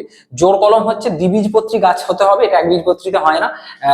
মানে একই গণভুক্ত, মানে একই জেনাস, একই গণভুক্ত, তোরা 9-এ পড়ে এসেছিস তো গণ জানিস, তো একই গণভুক্ত উদ্ভিদের একটা উদ্ভিদের মূলের সাথে অন্য ওই একই গণের অন্য একটা উদ্ভিদের কাণ্ডকে আমরা যদি ধর জুড়ে দিই বা ওই জায়গাটা সার দিয়ে তারপরে মানে হরমোন দিয়ে সেই জায়গাটাকে বেঁধে দিই, তারপর সেই দুটোকে জুড়ে যেতে পারে। ঠিক আছে, এটা হচ্ছে স্টক, মানে ধর একটা গাছের উপরের পার্টটাকে আমরা এরকম ভাবে কেটেছি আর নিচের পার্টটাকে আমরা এরকম ভাবে ডিজাইনে কেটেছি, মূলের দিকটা দিয়ে এইখানটা কেটে আমরা বেঁধে দিয়েছি, এটা হচ্ছে জোড় কলম। আর এরপর চলে আসবো মাইক্রো প্রোপাগেশন। মাইক্রো প্রোপাগেশন বলার আগে আর এদের একটা করে উদাহরণ বলে দিই। ধর শাখা কলম এটা দেখা যায় তুই জবায় দেখা যায় সাধারণত, জোড় কলম হচ্ছে যে আমে বা লিচুতে দেখা যায়। আচ্ছা, এরপর আমরা চলে আসবো মাইক্রো প্রোপাগেশন। আচ্ছা, বুলবিলটা বলতে ভুলে গেছি, এটা চুপড়ি আলুতে দেখা যায়, চুপড়ি আলুতে দেখা যায়। এবার দেখ, তাই মাইক্রো প্রোপাগেশন বা অনুবিস্তারণ জিনিসটা কি, এতক্ষণ পর্যন্ত যা দেখলি সবই তো বাইরে হচ্ছিল, হয় প্রাকৃতিক ভাবে হচ্ছে, নাহলে কৃত্রিম ভাবে মানুষ করছে দিয়ে সেটাকে মাঠে হচ্ছে। এবার মাইক্রো প্রোপাগেশন বা অনুবিস্তারণ হচ্ছে একটা গাছের, মনে কর আমরা কোনো কলাকে আলাদা করে সংগ্রহ করেছি, ছোট কোনো টিস্যুকে আলাদা করে সংগ্রহ করেছি, দিয়ে সেটাকে ল্যাবরেটরিতে বৃদ্ধি করেছি, ল্যাবরেটরিতে বৃদ্ধি করে সেইটা থেকে আমরা যদি গাছ তৈরি করি তাহলে বিশেষ পদ্ধতি, খুব ইম্পর্টেন্ট একটা পদ্ধতি, সেটাকে মাইক্রো প্রোপাগেশন বা অনুবিস্তারণ বলা হয়। মাইক্রো প্রোপাগেশনটা হয় কি করে, দেখ মাইক্রো প্রোপাগেশন যখন হয় আমরা ফার্স্টেই যেটা করি, এক ধরনের কলা সংগ্রহ করি, অক্ষত উদ্ভিদ থেকে এক ধরনের কলা সংগ্রহ করি যেটাকে আমরা এক্সপ্ল্যান্ট হিসেবে ব্যবহার করব। তাহলে একদম সরল ভাষায় বলি, ফার্স্টে ধর আমরা একটা জনিত্রী উদ্ভিদকে নির্বাচন করব, তো সেই জনিত্রী উদ্ভিদ মাতৃ উদ্ভিদকে নির্বাচন করে সেখান থেকে আমরা এক্সপ্ল্যান্টকে সংগ্রহ করব। কি করব, সেখান থেকে আমরা এক্সপ্ল্যান্টকে সংগ্রহ করব, এক্সপ্ল্যান্টকে সংগ্রহ করে সেখান থেকে আমরা ক্যালাস পাবো, ক্যালাস মানে তার পরবর্তী যে রূপটা সেটাকে আমরা ক্যালাস বলবো। ক্যালাস থেকে পাবো আমরা এমব্রয়েড, ক্যালাস থেকে পাবো এমব্রয়েড, আর এমব্রয়েড থেকে আমরা এরপর পাবো প্ল্যান্টলেট বা চারা গাছ, যেটাকে আমরা অভিযোজিত করব এবং অভিযোজিত করার পর মাটিতে রোপণ করব। এইটা হচ্ছে অ্যাকচুয়ালি ওই যে অনুবিস্তারণ, অনুবিস্তারণের এইটা হচ্ছে টোটাল প্রসেসটা, অনুবিস্তারণের টোটাল প্রসেসটা। এরপর চলে আসবো তোদের যে আরেকটা খুব ইম্পর্টেন্ট টপিক আছে, সেটা হচ্ছে ফার্নের জনুক্রম। দেখ জনুক্রম মানে কি, দেখ আমাদের মানুষের দেহে এরকম মানে এরকম তো কখনো হয় না যে আমরা কখনো এন হয়ে গেলাম কখনো 2n হয়ে গেলাম, মানে আমাদের বেসিক যে দেহকোষ, দেহকোষটা সবসময় 2n থাকে, কিন্তু মানে উদ্ভিদের ক্ষেত্রে একটা বিশেষ ঘটনা ঘটে, উদ্ভিদের ক্ষেত্রে সাধারণত তার জীবন চক্রে কখনো এন দেখা যায় কখনো 2n দেখা যায়, এই যেমন ধর ফার্ন জাতীয় উদ্ভিদ এটা দেখা যায়।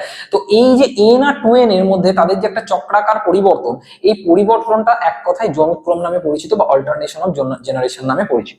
এটা কিভাবে হয় আমরা একটু দেখে নিই। দেখ, প্রথমে আমরা যদি চলে আসি ওই ফার্নের যে রেণু মাতৃকোষ যেটা আছে, ফার্নের যে রেণু মাতৃকোষ যেটা আছে, তো রেণু মাতৃকোষটা বেসিক্যালি হচ্ছে 2n মানে ডিপ্লয়, তো সেখান থেকে উৎপন্ন হয় রেণু। আচ্ছা, রেণু মাতৃকোষটা থাকে কোথায়, রেণু মাতৃকোষটা থাকে হচ্ছে পাতার যে রেণুস্থলী, পাতায় যে রেণুস্থলী আছে সেখানে থাকে রেণু মাতৃকোষ। এটাও কিন্তু 2n, এটাও কিন্তু তো 2n, তাহলে এখান থেকে পাচ্ছি আমরা রেণু মাতৃকোষ যেটা হচ্ছে 2n, সেখান থেকে আমরা রেণু পাচ্ছি, রেণুটা হচ্ছে n, এখান থেকে উৎপন্ন হয় প্রোথ্যালাস, এখান থেকে উৎপন্ন হয় প্রোথ্যালাস, প্রোথ্যালাসটা তৈরি করে শুক্রাণু n, আবার তৈরি করে এদিকে n ডিম্বাণু, বা পুং গ্যামেটও স্ত্রী গ্যামেটও ভাবতে পারিস। তো এই শুক্রাণু আর ডিম্বাণু এরা এবার নিষেক ঘটায়, নিষেক ঘটিয়ে এরা কি করে, জাইগোট তৈরি করে। নিষেক ঘটিয়ে এরা কি করে, জাইগোট তৈরি করে। জাইগোট হচ্ছে 2n। এইখান থেকে, এই জাইগোট থেকে এবার কিন্তু আবার তো যেটা তৈরি হচ্ছে, এই এদের দেহে কিন্তু রেণু তৈরি হচ্ছে। জাইগোট থেকে কিন্তু তৈরি হচ্ছে তোর অঙ্কুরিত ভ্রূণ, যেটাও কিন্তু নিজে হচ্ছে 2n। ঠিক আছে, এই অঙ্কুরিত ভ্রূণ থেকে এবার ফার্ন উদ্ভিদটা আমরা পাবো। অঙ্কুরিত ভ্রূণ থেকে আমরা ফার্ন উদ্ভিদটা পাবো, যেটা নিজেও হচ্ছে তো 2n। আর এখান থেকে পাতার যে রেণুস্থলী, এই জায়গাটা আমরা পেয়ে গেলাম। তাহলে তুই দেখ, এই যে টোটাল জায়গাটা, একে যদি আমরা একটু ভাগ করি, মানে এইখান থেকে ধর আমরা যদি দুটো ভাগ করি, তাহলে আমরা অলরেডি দেখতে পাচ্ছি এদিকটা হচ্ছে n, এদিকটা হচ্ছে 2n। তার মানে এখানে ডিপ্লয়েড আর হ্যাপ্লয়েড যে দশাগুলো আছে, সেটা ক্রমাগত তোর হচ্ছে আবর্তন করছে। এই যে মানে তাদের এই যে জীবনচক্রে এই যে দশাগুলোর আবর্তন, এই টোটাল জিনিসটাকে আমরা বলে থাকি তোর হচ্ছে যে অল্টারনেশন অফ জেনারেশন বা জনুক্রম। এবার চলে আসবো আমরা সপুষ্পক উদ্ভিদের যৌন জনন। দেখ, সপুষ্পক উদ্ভিদের যৌন জননে কি হয়, আমি তার আগে একটা ফুলকে আমরা একটু সহজভাবে চিনি। ধর একটা ফুলকে আমি একটা রাফ ভাবে দেখাচ্ছি, এরকম একটা ফুলের অংশ, এই ফুলের অংশের মধ্যে ফুলের যে পাপড়ির যে অংশগুলো আছে, ফুলের এটা ধর পুংদণ্ডের যে অংশগুলো এরকম আছে, আবার স্ত্রীদণ্ডের যে অংশগুলো সেটা ধর এরকম। এটা একটা উভলিঙ্গ ফুল, আমরা এরকম দেখে নিচ্ছি উভলিঙ্গ ফুল, এরকম ধর স্ট্রাকচারটা আছে। এবার এর পাশে এরকম ভাবে ধর ফুলটা আছে, এরকম ভাবে ফুলটা আছে। ঠিক আছে, কোনটার কি নাম আমরা একটু দেখে নিই। এই যে অংশটা দেখছিস, মানে এই অংশটার নাম হচ্ছে থ্যালামাস বা পুষ্পাক্ষ। এইটা হচ্ছে পেডিসেল, আর এইখানে ধরা যাক এগুলো তো ফুলের পাপড়ি। তো এখানে কি আছে না, এখানে আছে তোর হচ্ছে ধর এটা হচ্ছে যে মানে যেটাকে আমরা বলছি পরাগধানী, আর এটা হচ্ছে পুংদণ্ড। আর এখানে হচ্ছে যে স্ত্রী স্তবকের যে অংশগুলো আছে, ধর এটা হচ্ছে গর্ভমুণ্ড, এটা হচ্ছে গর্ভদণ্ড, এটা হচ্ছে ডিম্বাশয়। ঠিক আছে, এবার আমরা যদি এই অংশটাকে একটু জুম করি, তাহলে কিরকম আমরা ছবি দেখতে পাবো। এই অংশটা না বাইলোবড হয়, মানে দুটো লোব এরকম থাকে। ঠিক আছে, দুটো লোব থাকে এবং 4টে স্পোরাঞ্জিয়া থাকে। এই জন্য এটাকে বলা হয় টেট্রাস্পোরাঞ্জিয়েট। ঠিক আছে, এই জন্য বলা হয় টেট্রাস্পোরাঞ্জিয়া। উঁচু ক্লাসে এগুলো আরো ডিটেলসে আছে, আমি যখন ক্লাস 12 এর বা নিটের ছাত্রছাত্রীদের পড়াই তখন এগুলো আরো ডিটেলসে বলি, তোদের অতটা লাগবে না। তোরা শুধু এটুকু মনে রাখ যে এইখান থেকে এখানে থাকে রেণু মাতৃকোষ, এখান থেকে পরাগ রেণু তৈরি হয়, এখান থেকে কি তৈরি হয়, পরাগ রেণু তৈরি হয়। মানে এখান থেকে পরাগ রেণু তৈরি হয়, যেটা হচ্ছে এন, পরাগ রেণু তৈরি হলো। আর এই যে স্ত্রী স্তবক থেকে ডিম্বাণু তৈরি হচ্ছে, ডিম্বাণু তৈরি হচ্ছে। এইটা বেসিকটা বোঝা গেছে। এইবার এই যে থ্যালামাসের ওপর তাহলে যে এই অংশগুলো আছে, এবার আমরা দেখে নেবো যে এই যে সপুষ্পক উদ্ভিদের একটা বিশেষ ঘটনা দেখা যায় এদের নিষেকের ক্ষেত্রে, এদের দ্বিনিষেক দেখা যায়। তো দ্বিনিষেকটা কিভাবে হয় সেটা এবার একটু দেখে নিই। এবার এই দ্বিনিষেক পদ্ধতিটা কিরকম হয় দেখ, ধরা যাক এখান থেকে ধর পরাগরেণু তৈরি হলো, পরাগরেণু বা পোলেন গ্রেন তৈরি হলো। এই পরাগরেণুটা কি হবে, এই গর্ভমুণ্ড যেটা বললাম, যেটাকে স্টিগমা বলা হয় ইংরেজিতে। তো এই গর্ভমুণ্ডে পরাগরেণুটা স্থানান্তরিত হলো, গর্ভমুণ্ডে পরাগরেণু স্থানান্তর হওয়ার পরই এখানে কি হলো, পরাগরেণুর অঙ্কুরোদ্গম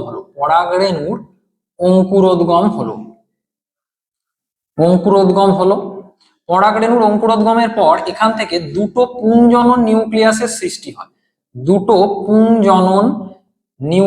তৈরি হয়। আমি যেমন বলছি এরকম ভাবে লিখে নিতে পারিস, দুটো পুংজনন নিউক্লিয়াসের সৃষ্টি হয়। ঠিক আছে, পুংজনন নিউক্লিয়াসের সৃষ্টি হয়।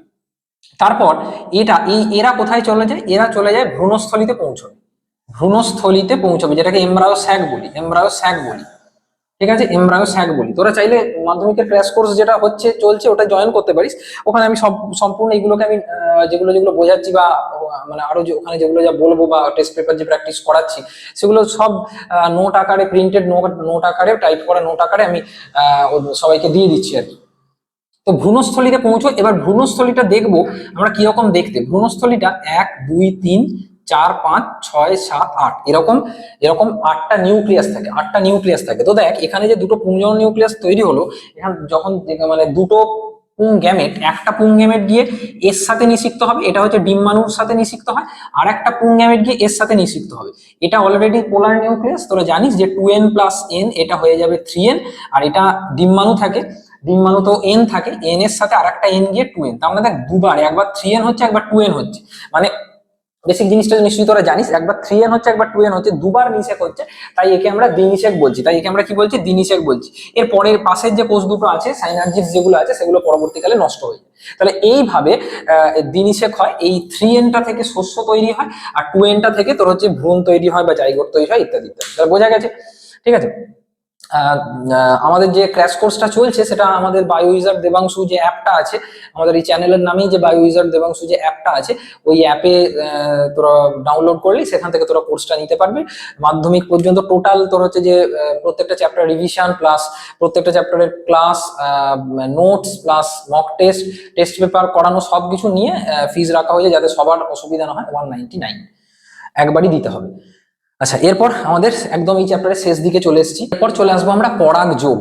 পরাগ যোগ মানে কি? ধর এই যে জিনিসটা আমি বললাম এখনো পর্যন্ত, যে ধর পরাগ রেণুটা গিয়ে গর্ভমুণ্ডে পড়ছে, তো পরাগ কিভাবে গাছ বুঝবে যে পরাগ রেণুটা গিয়ে গর্ভমুণ্ডে পড়ছে, বা কোন গাছের গর্ভমুণ্ডে পড়বে? মানে একই ধর একটা গাছের পরাগ রেণু সেই গাছেরই গর্ভমুণ্ডে পড়তে পারে, একটা গাছের পরাগ রেণু একই প্রজাতির অন্য গাছের পরাগ মানে অন্য গাছের গর্ভমুণ্ডে পড়তে পারে। তো এই যে টোটাল পদ্ধতিটা, এটা যে পদ্ধতির মাধ্যমে হয় সেটাকেই আমরা বলি পরাগযোগ। পরাগযোগ সাধারণত দু ধরনের হয়, স্বপরাগযোগ আর ইতর পরাগযোগ। স্বপরাগযোগ আর ইতর পরাগযোগ মানে কি? ধরা যাক তুই তোর বাড়িরই, আমি কথার কথা বলছি, যে তুই নিজেকে ভাব একটা মানে এজেন্ট, তুই নিজেকে ভাব একটা বাহকের মতো বা একটা পরাগ রেণুর মতো। তুই নিজের ঘরের এক জায়গা থেকে ওই ঘরেরই অন্য জায়গায় গেলি, এরম যেতে পারিস। তুই নিজের ঘরের মানে একটা জায়গা থেকে তোর বাড়ির অন্য ঘরে গেলি, এরকম একটা হতে পারে। বা তোর হয়তো দুটো বাড়ি, তুই একটা ঘর থেকে বা একটা বাড়ির একটা ঘর থেকে তোর বাড়িরই অন্য ঘরে গেলি, এরকমই কেসটা। তাহলে স্বপরাগযোগ কি? আমি কি বললাম? স্বপরাগযোগ আর ইতর পরাগযোগ। স্বপরাগযোগের দুটো ভাগ, একটা হচ্ছে অটোগ্যামি। অটোগ্যামি হচ্ছে একই গাছের একটা ফুলের পরাগ রেণু সেই গাছেরই সেই ফুলের গর্ভমুণ্ডে যদি যায়, তাহলে সেটা হচ্ছে সব মানে অটোগ্যামি। আর একটা হচ্ছে গেইটেনোগ্যামি। গেইটেনোগ্যামিটা কি জিনিস? গেইটেনোগ্যামিটা হচ্ছে একই গাছের একই ফুলের পরাগ রেণু সেই গাছেরই অন্য ফুলের পরাগ রেণুতে পড়ছে, গাছটা চেঞ্জ হচ্ছে না কিন্তু সেই গাছেরই অন্য ফুলের গর্ভমুণ্ডে পড়ছে আর কি, সেটা গেইটেনোগ্যামি। আর ইতর পরাগযোগটা কি? এক্ষেত্রে গাছটা একই থাকছে, মানে গাছের যে গণটা, আম গাছেরটা আর জাম গাছে গেলে তো নিষেক হবে না, তাহলে আম গাছ ধর এখানে একটা আম গাছ আছে, আবার কিছু দূরে আর একটা আম গাছ আছে, তো সেই ক্ষেত্রে একটা ফুলের এই বায়ু বা অন্যান্য যে বাহক তাদের মাধ্যমে একটা গাছের পরাগ রেণু ওই আম গাছটারই একটু দূরে থাকা অন্য একটা আম গাছের গর্ভমুণ্ডে যাচ্ছে, তাহলে সেটা হচ্ছে ইতর পরাগযোগ। সেটা হচ্ছে ইতর পরাগযোগ, যেটাকে সাধারণত জেনোগ্যামি বলা হয়। এবার এইগুলো তো বুঝতে পারছিস, এটা তো আর মানুষ নয় যে হেঁটে হেঁটে চলে গেল, তাহলে এদেরকে নিয়ে যাওয়ার জন্য সাধারণত কিছু বাহক লাগে, আর যেটা থেকে টেস্ট পেপারে দেখবি প্রচুর কোশ্চেন আছে। তো কি কয়েকটা আমি উদাহরণ দিচ্ছি যেগুলো থেকে সব থেকে বেশি প্রশ্ন আসে, যেহেতু এটা ওয়ান শর্ট ক্লাস। ধর বায়ু পরাগী মানে যারা বায়ুর মাধ্যমে পরাগযোগ যেসব গাছের হয়, তোকে বায়ু পরাগী গাছের কয়েকটা নাম বলে দিচ্ছি। ধর আছে ধান, মনে রাখবি, যেগুলো থেকে সব থেকে বেশি দেয়। ভুট্টা আছে, গম আছে, এগুলো বায়ু পরাগী হবে। এবার ধর জল পরাগীর মধ্যে আছে পাতা শ্যাওলা, পাতা ঝাঁঝি, এইগুলো হচ্ছে জল পরাগী। তারপরে আছে পতঙ্গ পরাগীর মধ্যে কাকে পাবি তুই? আমকে পাবি, লিচুকে পাবি, এগুলো পতঙ্গ পরাগীর মধ্যে আছে। তারপরে ধর পাখি পরাগী খুব দেয়, পাখি পরাগীর মধ্যে আছে পলাশ, শিমুল, এরা হচ্ছে পাখি পরাগীর মধ্যে পড়ছে। বোঝা গেছে? আর একটা কথা, এই স্বপরাগযোগ আর ইতর পরাগযোগের অনেক সময় সুবিধা অসুবিধা লিখতে দেয়, এক্ষেত্রে একদম বোকামো করবি না, খুব ট্রিক্সটা শিখে দিচ্ছি। স্বপরাগযোগের যেটা সুবিধা সেটাই ইতর পরাগযোগের অসুবিধা, ইতর পরাগযোগের যেটা সুবিধা সেটাই স্বপরাগযোগের অসুবিধা। এইরকম ভাবে তুই মনে রাখতে পারিস, একটা পড়লে অন্যটা তোর এমনিই মনে থেকে যাবে। তাহলে এটা হয়ে গেল। এরপর চলে আসবো একদম এই চ্যাপ্টারের লাস্ট পোর্শন, বৃদ্ধি বিকাশ। তো বৃদ্ধি বিকাশ জিনিসটা কি? না, বৃদ্ধি হচ্ছে, দেখ আমাদের দেহ যখন একদম, তো আমরা জীবন শুরু করেছিলাম একটা কোষ থেকে, ঠিক আছে? আজকে এই যে আমাকে লম্বা দেখছিস, তুই ফোনের ওপারে ক্লাস করছিস, তুই যে আজকে এত বড় হয়েছিস, ঠিক আছে? আমরা প্রত্যেকে জীবন শুরু করেছিলাম একটা কোষ থেকে। তাহলে আমাদের জীবন শুরু করার সময় থেকে যে যে পরিবর্তনগুলো হয়েছে তার মধ্যে কিছুটা বৃদ্ধি কিছুটা বিকাশ, আমরা বলে দিচ্ছি কোনটা। তাহলে দুটো শব্দ আমরা পাচ্ছি, একটা হচ্ছে বৃদ্ধি। তাহলে বৃদ্ধিটা কি? বৃদ্ধি হচ্ছে জীবের আকার, আয়তন বা শুষ্ক ওজনের যে পরিবর্তন, শুষ্ক ওজনের একদম চিরস্থায়ী একটা পরিবর্তন, সেটাই হচ্ছে বৃদ্ধি। তো এই বৃদ্ধি তিনটে দশা থাকে সাধারণত। বৃদ্ধির ক্ষেত্রে আমরা পাই কোষ বিভাজন দশা, মানে আমরা যখন ধর জীবন শুরু করি আমাদের কোষ তো বিভাজন হতে শুরু করে। তো কোষ বিভাজন কি, বা উদ্ভিদ কোষের ক্ষেত্রে আমি যদি বলি, ধর অক্সিন, তারপর হচ্ছে যে সাইটোকাইনিন, এই সকল হরমোনের মাধ্যমে অক্সিন, সাইটোকাইনিন, এই সকল হরমোনের মাধ্যমে তোর হচ্ছে যে মানে গাছের ওপর কাজ করে বা গাছের শুষ্ক ওজন বাড়ে, প্রাণীদেহের শুষ্ক ওজন বাড়ে, সেটা হচ্ছে কোষ বিভাজন দশা। সেটা হচ্ছে কোষ বিভাজন দশা। এবার হচ্ছে কোষের আকার বৃদ্ধি, তার সাথে সাথে কোষের আকার বৃদ্ধিও হয়। অনেক সময় ধর অন্ত অভিস্রবণ প্রক্রিয়ায় কোষে জল ঢোকে, তো জল ঢুকে কিন্তু কোষগুলো কিন্তু স্ফীত হয়, কোষগুলো অনেক সময় স্ফীত হয়, তাহলে সেটা হচ্ছে কোষের আকার বৃদ্ধি। আর একটা দশা আছে যেটাকে বলা হয় বিভেদন দশা, ডিফারেন্সিয়েশন দশা। যেমন ধর আজকে তুই কিছুদিন বাদে মাধ্যমিক পরীক্ষা দিবি, তাহলে তুই এখন যদি চাস তুই পরবর্তীকালে মানে যা খুশি হতে পারিস, তুই কলেজ প্রফেসর হতে পারিস, তুই টিচার হতে পারিস, তুই ডাক্তার হতে পারিস, তুই অনেক কিছু হতে পারিস, ঠিক আছে, তুই সাহিত্যিক হতে পারিস, এখন তোর কাছে সবকিছু অপশনই খোলা আছে। কিন্তু মানে ধর ধর একটা বয়স্ক মানুষ, সে কিছু একটা প্রতিষ্ঠিত হয়ে গেছে, যেমন আমি একটা কলেজের প্রফেসর, ঠিক আছে, তাহলে আমি এখন যদি চাইও, আমি তো সচিন তেন্ডুলকরের মতো আমি ধর এখন ক্রিকেট খেলতে শুরু করলাম, আমি কিন্তু সচিন তেন্ডুলকরের মতো আমার যদি ট্যালেন্ট থেকেও থাকে ক্রিকেট খেলায়, আমি কিন্তু আর হতে পারবো না, ঠিক আছে, কারণ আমার সেই বয়সটা পেরিয়ে গেছে। আবার এখন ধরি বিরাট কোহলি যদি ভাবে যে সায়েন্টিস্ট হবো, বিরাট কোহলিও সেটা হতে পারবে না। কিন্তু তুই এখন যে জায়গায় আছিস, তুই চাইলে তোর যেটা ট্যালেন্ট সেটা নিয়ে তুই এগোতেই পারিস। তেমনি আমি এটা বলছি, তাহলে বিভেদন জিনিসটা হচ্ছে যখন ধর আমাদের দেহের কোনো কোষ কোন একটা পার্টিকুলার রূপ ভেদে অলরেডি পরিণত হয়ে গেছে, যেমন ধর এই বিভেদন হয়ে কোনো কোষ স্নায়ু কোষ হচ্ছে, কোনো কোষ পেশি কোষ হচ্ছে, এই যে দশাটা এটাকে বলা হচ্ছে বিভেদন। তাহলে এই তিনটে মিলে হচ্ছে আমরা বৃদ্ধি বৃদ্ধি পাচ্ছি, তিনটে মিলে আমরা কি পাচ্ছি, বৃদ্ধি পাচ্ছি। আর একটা কি আছে, বিকাশ। তো বিকাশ জিনিসটা কি, বিকাশ হচ্ছে আমাদের এই যে ধর একদম ছোট অবস্থা থেকে শুরু করে আমাদের মৃত্যুর সময় পর্যন্ত, এর মাঝে আমাদের দেহে বিভিন্ন দশা আমরা অতিবাহিত করি, এই সমস্ত দশার যে সামগ্রিক পরিবর্তন সেইটা হচ্ছে বিকাশ। তা সেই জন্য বিকাশের ক্ষেত্রে আমরা দশাটাও একটু বেশি পাই। কি কি দশা পাই বিকাশের ক্ষেত্রে? আমরা প্রথমেই বিকাশের ক্ষেত্রে যেটা দশা পাই সেটা হচ্ছে ইনফ্যান্সি। আমরা বলি ইনফ্যান্সি মানে একদম কি বলবো, একদম ইনফ্যান্সি মানে একদম কি বলবো, সদ্যজাত, ঠিক আছে, 0 থেকে 2 বা 0 থেকে 3 বছর পর্যন্ত এটা ইনফ্যান্সিটা থাকে। এই সময় কি কি চেঞ্জ হয়, মোটামুটি একটা শিশু ধর 2.5 থেকে 3.5 কেজি মোটামুটি তার ওজন হয়, তার অঙ্গ প্রত্যঙ্গের অত্যন্ত দ্রুত বৃদ্ধি হয়। এরপরে শৈশব, যেটাকে আমরা শৈশব বলছি, শৈশবটা হচ্ছে মোটামুটি ধর এই 2 এর পর থেকে হচ্ছে 3 থেকে 10 বছর পর্যন্ত। এখানে সে হাঁটতে শেখে, হামাগুড়ি দিতে শেখে। এবার হচ্ছে শৈশব হচ্ছে মোটামুটি 3 থেকে 10 বছর পর্যন্ত হয়। তো এবার দেখ শৈশবে মেনলি শিশুদের দেহে যে চেঞ্জ গুলো হয়, শিশুদের দেহে কি কি চেঞ্জ হতে পারে প্রধানত আমরা জানি যে শৈশবের ক্ষেত্রে সব থেকে একটা ইম্পর্টেন্ট যেটা চেঞ্জ সেটা হচ্ছে যে মানে আমাদের যে থাইমাস গ্রন্থি আছে, থাইমাস গ্রন্থির কিন্তু সক্রিয়তা এই সময় দেখা যায়। থাইমাস গ্রন্থির সক্রিয়তা দেখা যায়, শিশু হাঁটতে থাকে বা হামাগুড়ি দিতে থাকে, এই কাজগুলো সাধারণত শিশু করে থাকে। এটা মনে হচ্ছে 3 থেকে 10 বছর পর্যন্ত, 3 থেকে 10 বছর পর্যন্ত। এবার আমরা চলে যাব বয়স সন্ধি, যেটাকে বলা হয় ঝড়ঝঞ্ঝার বছর, ঝড়ঝঞ্ঝার সময়, ঠিক আছে। বয়স সন্ধিতে কি হবে, একটু বেশ অন্য বিপরীত লিঙ্গের প্রতি আকর্ষণ শুরু হবে, একটু সেই রোমান্টিক সিনেমা দেখতে বা শুনতে ভালো লাগতে শুরু করবে, এরকম একটা সিচুয়েশন আসবে বয়স সন্ধিতে, ঠিক আছে। তো আর কি কি হবে, মেনলি হচ্ছে যে যৌন সচেতনতা দেখা যাবে। যৌন সচেতনতা মানে হচ্ছে যে ধর যেহেতু একটা তার দেহে একটা পরিবর্তন আসছে, সেটা ছেলে হোক বা মেয়ে হোক, তাদের দেহে একটা কিছু পরিবর্তন আসবে। মানে ধর ছেলেদের ক্ষেত্রে স্পারমাটোজেনেসিস শুরু হবে, মেয়েদের ক্ষেত্রে উজেনেসিস। তো সেই সকল ব্যাপারের জন্য তার দেহে একটা পরিবর্তন আসবে। তো অর্থাৎ এটাকে আমরা যৌন সচেতনতা বলছি, বিপরীত লিঙ্গের প্রতি আকর্ষণ বলছি, এবং এটাকে বলা হয় সংকট সময়, ঝড়ঝঞ্ঝার সময় এরকম বলা হয়, ঠিক আছে। বয়স সন্ধি এটা মোটামুটি কত হচ্ছে, এটা মোটামুটি ধরতে পারিস 11 থেকে 18 বছর পর্যন্ত। তারপরে আমরা যেটা চলে যাব সেটা হচ্ছে পরিণত দশা। পরিণত দশা কতটা হবে, পরিণত দশা কিন্তু বেশ বড়, ঠিক আছে। আচ্ছা, এই বয়স সন্ধির এই সময়টাই মোটামুটি বা এর একদম শেষের দিকে কিছুটা সময়কেই বলা হয় টিনেজার, বলে না, টিনেজার। তো এবার পরিণত দশা 19 থেকে 55 বা 60 বছর পর্যন্ত হয়, ঠিক আছে। তোরা যেমন এখন এই দশাটায় আছিস, আমি যেমন এখন এই পরিণত দশাটায় আছি, ঠিক আছে। বয়স সন্ধিতে যেটা আমি বললাম এটা হবে। আচ্ছা, পরিণত দশার যে মানুষেরা 60 বছরের বয়সের আগে পর্যন্ত তার দেহে কি হবে, তাদের পেশি সুঠাম হবে। আর কি হবে পেশি সুঠাম হবে, এবং তাদের হচ্ছে যে তারা এই সময়টা কি বলবো, তারা সংসার জীবনে প্রবেশ করবে, বা সেখান থেকে তারা মানে কি বলবো, মানে সেটা পুরুষ হোক বা স্ত্রী হোক, তারা হচ্ছে সন্তান উৎপাদন করতে পারবে। তারা এই সময় জেনারেলি সন্তান উৎপাদন করে। তো মোটামুটি বয়স সন্ধির কিছুটা পর থেকেই সন্তান উৎপাদন, মানে দেহে আমাদের স্পারমাটোজেনেসিস বা উজেনেসিস শুরু হয়ে যায়। কিন্তু মানে প্রপারলি সে সন্তান জন্ম দেবে বা সন্তানকে লালন পালন করতে পারবে, এই পরিণত দশাটাই সাধারণত হয়ে থাকে। আর লাস্ট হচ্ছে যেটা হচ্ছে যে বার্ধক্য দশা। 61 থেকে যতদিন মানে আপ টু মৃত্যু পর্যন্ত, যতদিন মানুষটা মারা যাচ্ছে ততদিন হচ্ছে বার্ধক্য দশা। তো এই বার্ধক্য দশার বুঝতেই পারছিস তার দেহে সমস্ত রকমের যত রকমের রোগ আসবে এবং তার পেশি দুর্বল হবে, হাঁটু দুর্বল হবে, তার অস্থি দুর্বল হবে, অস্থিগুলো ভঙ্গুর হয়ে যাবে, সেই যাকে আমরা অস্টিওপোরোসিস বলি, এই ধরনের সমস্যা দেখা যাবে। স্মৃতিশক্তি আস্তে আস্তে কমতে থাকবে, এই সমস্যাগুলো দেখা যাবে। তাহলে এই যে অনেক সময় একটা প্রশ্ন দেয় যে বৃদ্ধি আর বিকাশের কি সম্পর্ক।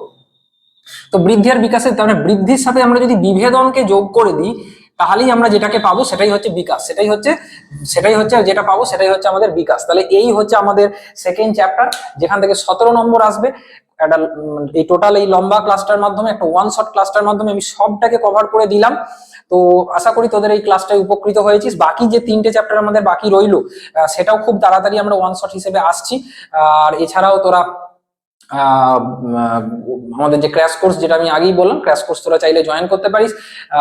এখানে যেরকম স্ক্রিনে দেখতে পাচ্ছিস এইরকম প্রিন্টেড বা টাইপ করা নোট দেয়া হবে, এবং তার সাথে সাথে আমার থেকে আজ পর্যন্ত যারা যারা ধর র্যাঙ্ক করেছে, মানে রাজ্যের মধ্যে যারা যারা মাধ্যমিক উচ্চ মাধ্যমিকে র্যাঙ্ক করেছে তাদের বেশ কিছু জনের মডেল উত্তর, তাদের বেশ কিছু জনের নিজের লেখা মডেল উত্তর, বা তারা আমার কাছে যখন পরীক্ষা নিতাম তারা কিভাবে লিখতো, এই সমস্ত জিনিসপত্রগুলো ক্র্যাশ কোর্সে থাকবে বা দেবো আমি। এবং তার সাথে টেস্ট পেপার তো করাবো, প্রচুর টেস্ট পেপার করাবো।